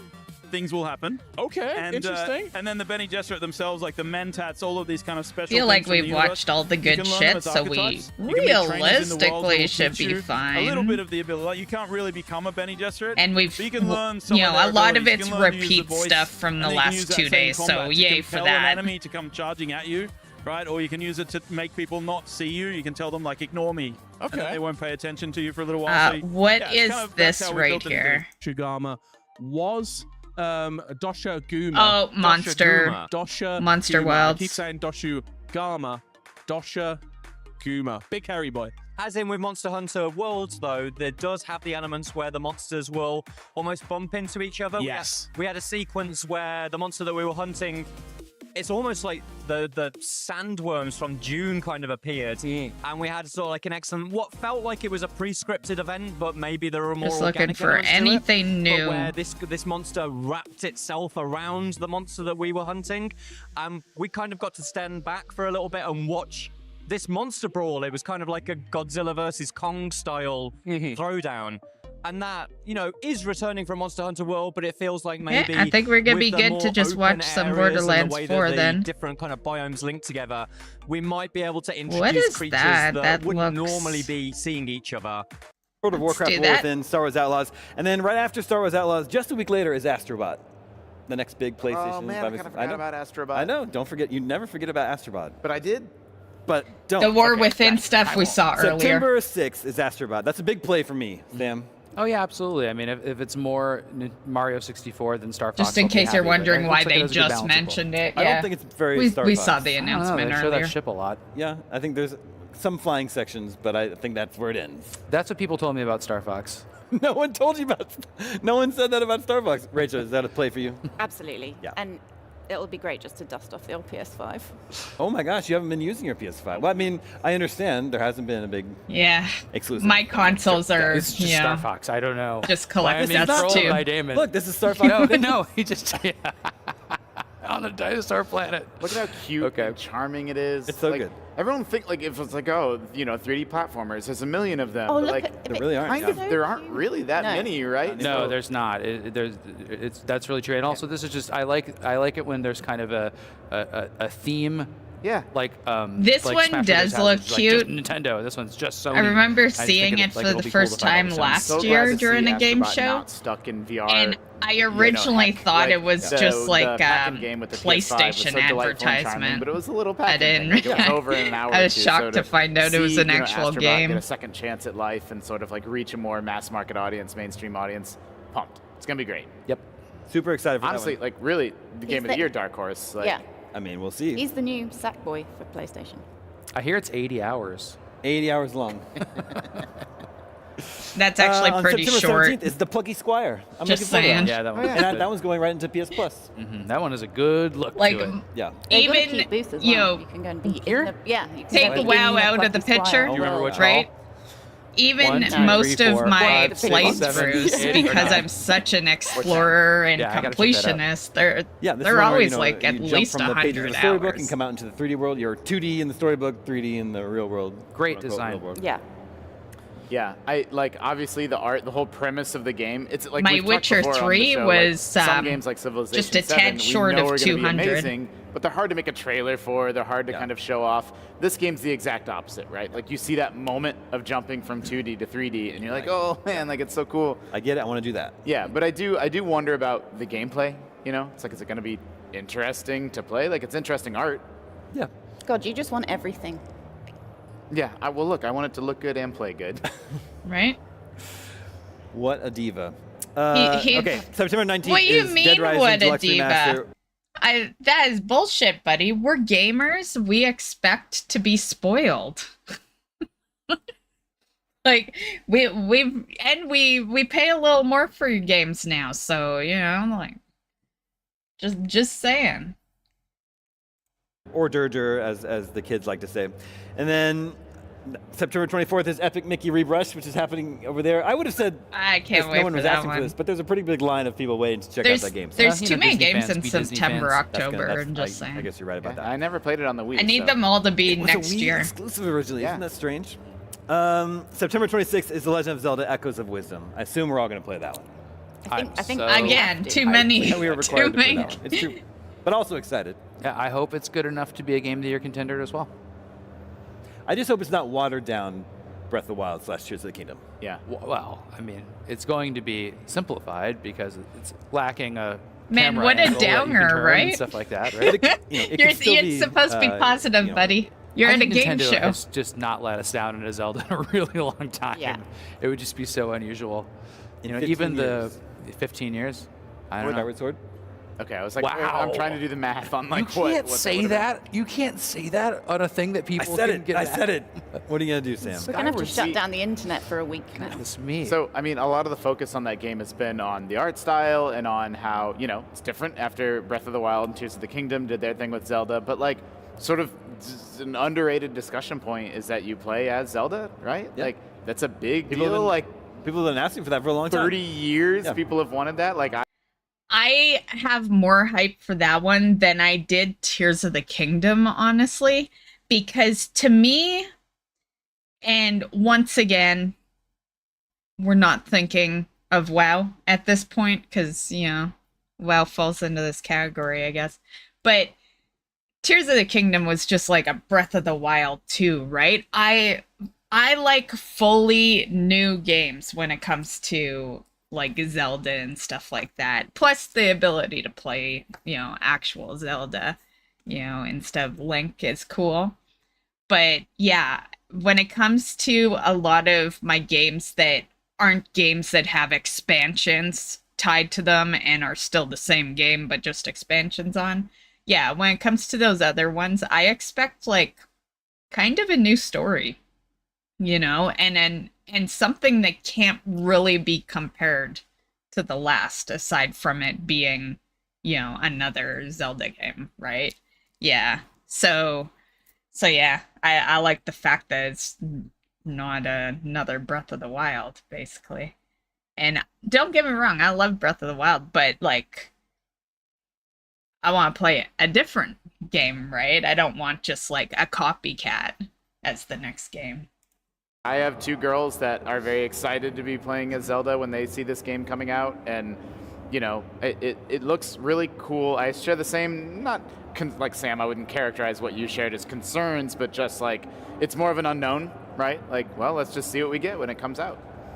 I think Nintendo is so good now at giving us open-ended puzzle solving. They're the only company that's doing that. The bravery to like, yeah, exactly. Just let them put chairs and tables wherever they want. I think I can see that in this, and if it's I hope just that's what I'm hoping. yeah, and maybe it'll be simplistic, but like we haven't even seen what dungeons look like, really. You know, we haven't really even seen what the open world's like. Now, it is strange that it's just actually set in Hyrule. Like the one from Link to the Past, basically, that was also used in the sticker wall game one. But maybe there'll be a variation on the world or something like that too. You know, we got the depths, we got the dark worlds, we got Majora's Mask type stuff. We'll see. September 30th is the Starfield Shattered Space expansion. Then getting into October, the 4th is the Until Dawn remake, which is cool that that's happening. But then the 8th is Silent Hill 2. And I feel like there hasn't been a lot of buzz about that one. Right? I mean, I hope it's good. I'll go back in. Yeah. Like Silent Hill 2 is a major game for me. Yeah. As a huge horror fan, so. But the stuff I've seen feels like it's missing the gut punch of the original Silent Hill 2. Like they've just sanded the sort of sharper edges off. So. Really? We'll see. Yeah. Interesting. Yeah, I don't know the series at all. You can tell that already. That it just looks like kind of dulled. I think it's a tough call when they do sequels so many years later, because what makes a game is the entire team that was behind the game. If anyone's missing from the mix, you're missing their creativity. And yeah, that's one thing I've learned from being a gamer for, you know, I'm not going to admit how many years. Let's just say like more than 30. Yep.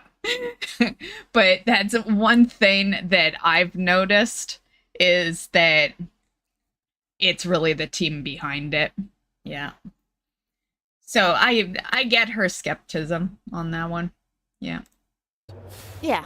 I mean, for me, but maybe that's, you know. That's why sequels are best done when the original is still kind of semi-newish as well.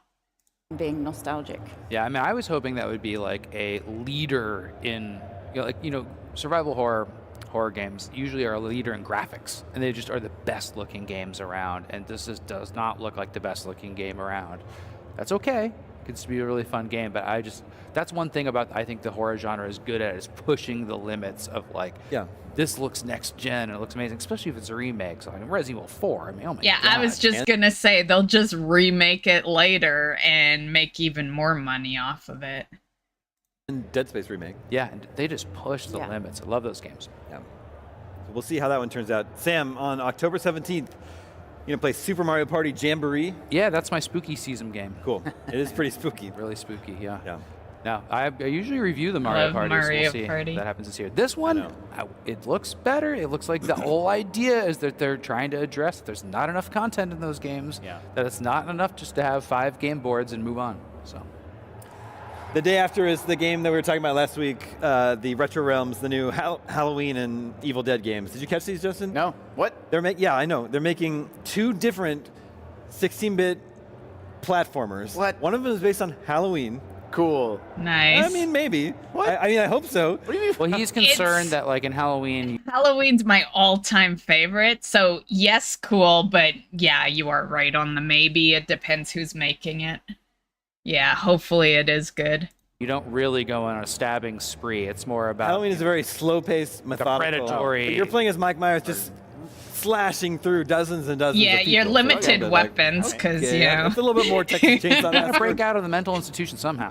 Yeah. It's like, I love Halloween, I mean, but he don't really use a Evil Dead. whole lot of Halloween shit. where he's just driving the car? Yeah, that's what the movie is. Not just... I still play Friday the 13th. car. Yeah. I mean, sure. Have some fun. October 26th is Black Ops 6. No, big game. Yeah. Launching into Game Pass, that's a big deal. Yeah. And then, I mean, Rachel, on Halloween night, you're just going to be home playing Dragon Age: The Veilguard? That's a good Halloween. Pretending I'm not in for the trick-or-treaters. And Okay. Yeah, no, just lights off outside. All the lights off, just playing. Do not disturb.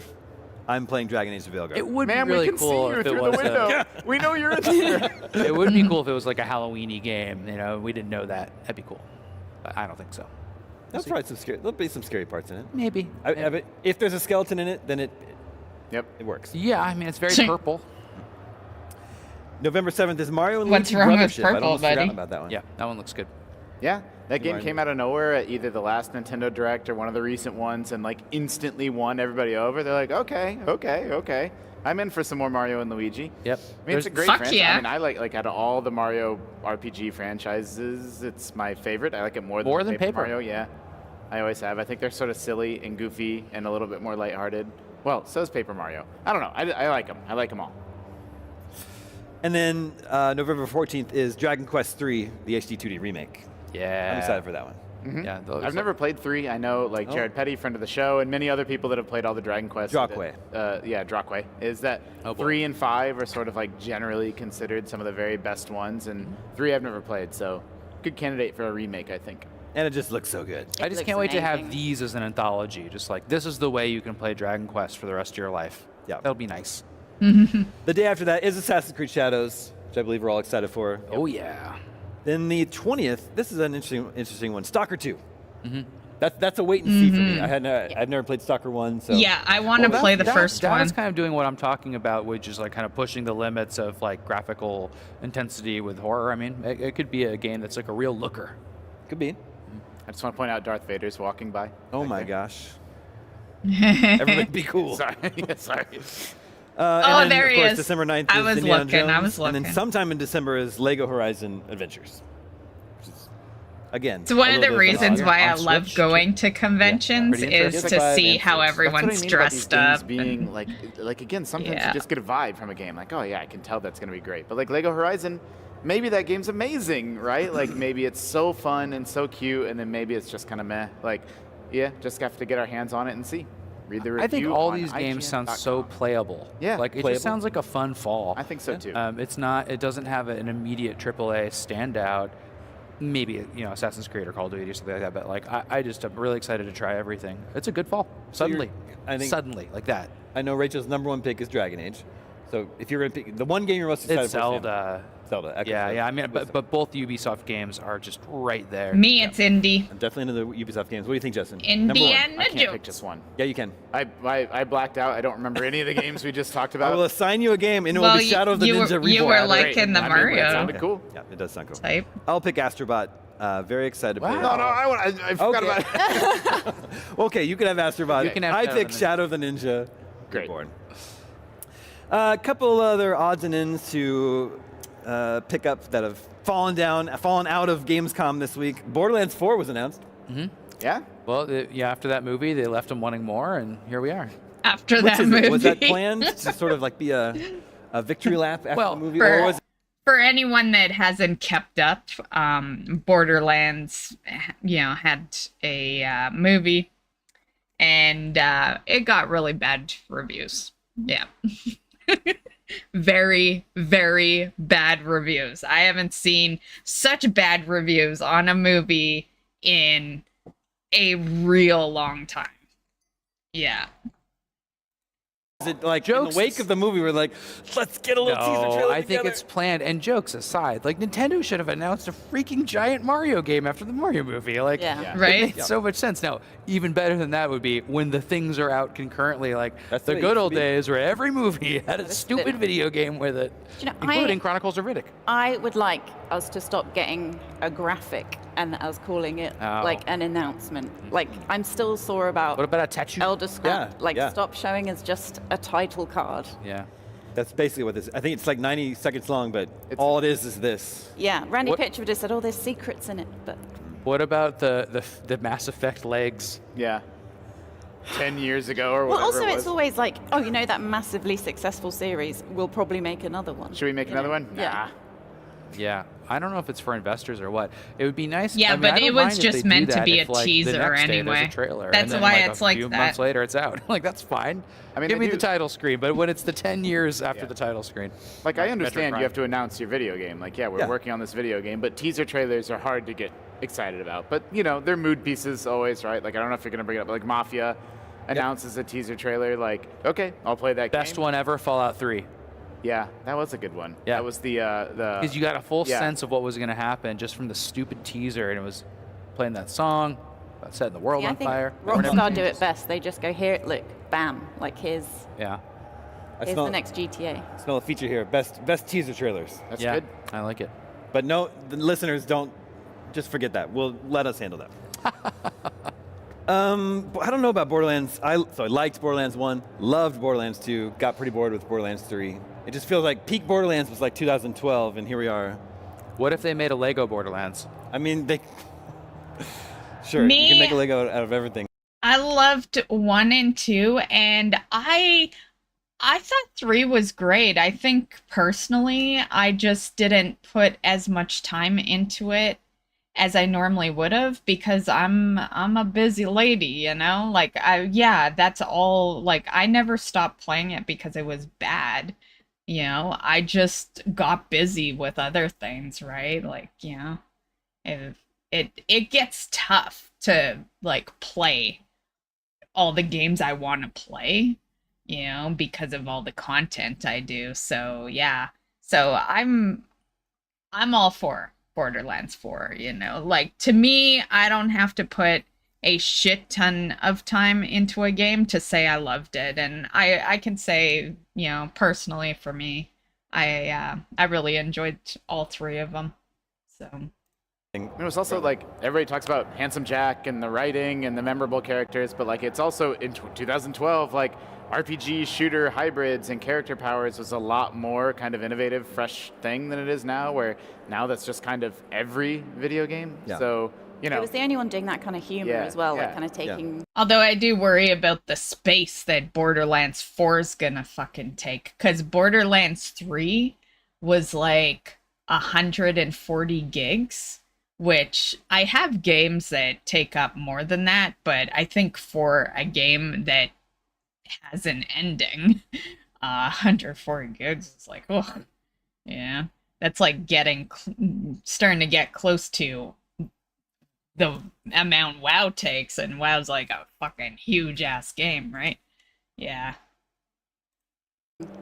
The mick out of itself, whereas like now it's Yeah, That's exactly. pretty So, standard for a lot. I think it's I've noticed I've had to be careful what I install from Steam because, like, I have some decent space on my computer, but I edit videos, so videos, for anyone that doesn't edit, they can warrant a decent amount of space, and I don't move them off the computer till they're on the channel, so that kind of takes up some space. And then when you have all these games that you want to play, but you don't get to, and then you have them installed, taking up fucking room. Yeah, I've started getting a little more picky about what's actually installed. I try to only install games that I know I'm gonna play immediately, and yeah, because let's be real, most games are like a couple of 100 gigs now to install.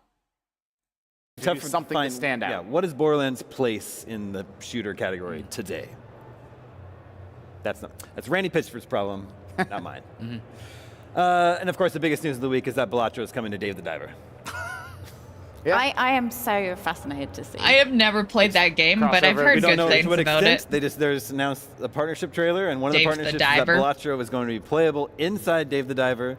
Presumably not the entire game, but to some extent you can just play We're getting Balatro close to inside the Dave end the here? Diver, and I think Okay, that we are. I mean they Good. already put Godzilla in it, and now they're putting it's like Dave the Diver. How are they wooing me? Are they here? Do we need to introduce you? Yes. Yeah. There needs to be a meet cute between me and Dave the Diver Den. It's all been a secret love letter. What's that? The way you're just playing also a meet cards. cute between me and Godzilla. Yeah, Yes. maybe they'll put some kind of murder in it too, and then it'll be the perfect game for you. It's not murder, it's gore that I like. Okay, well No, that's worse. sometimes I it was just comes out trying of to, it. Yeah, I was get trying it to soften straight. it for the audience. Trying to get. Not murder, it's gore. See that the number that's ticking down? 5 seconds. That's how much time we have Right? left. 5 seconds. Okay, Splatterhouse. Yeah, he just said it. I was gonna say it's not murder, it's slaughter. There's a difference. Murder is a little more calmer. Slaughter is not. Just so. Splatterhouse.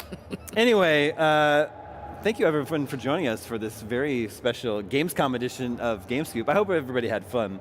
Thank you, Sam. Thank you, Rachel. Thank you, Justin. Thank you to everyone that's walking around the booth here and being part of the show.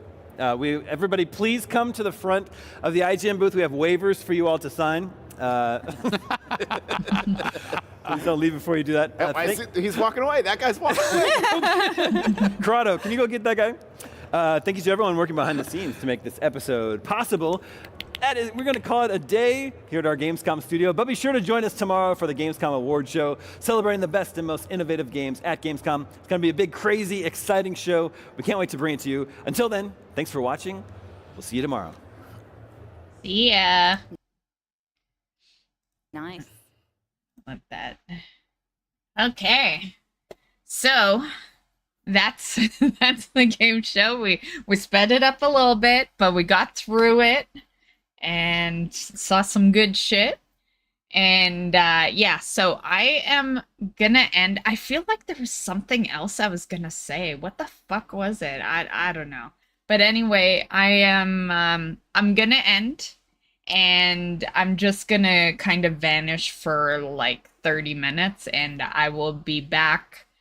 And yeah, I'll be back in roughly 30 minutes, and we will play the early access of War Within. So thanks for hanging, and we'll see you in a bit, guys. Bye.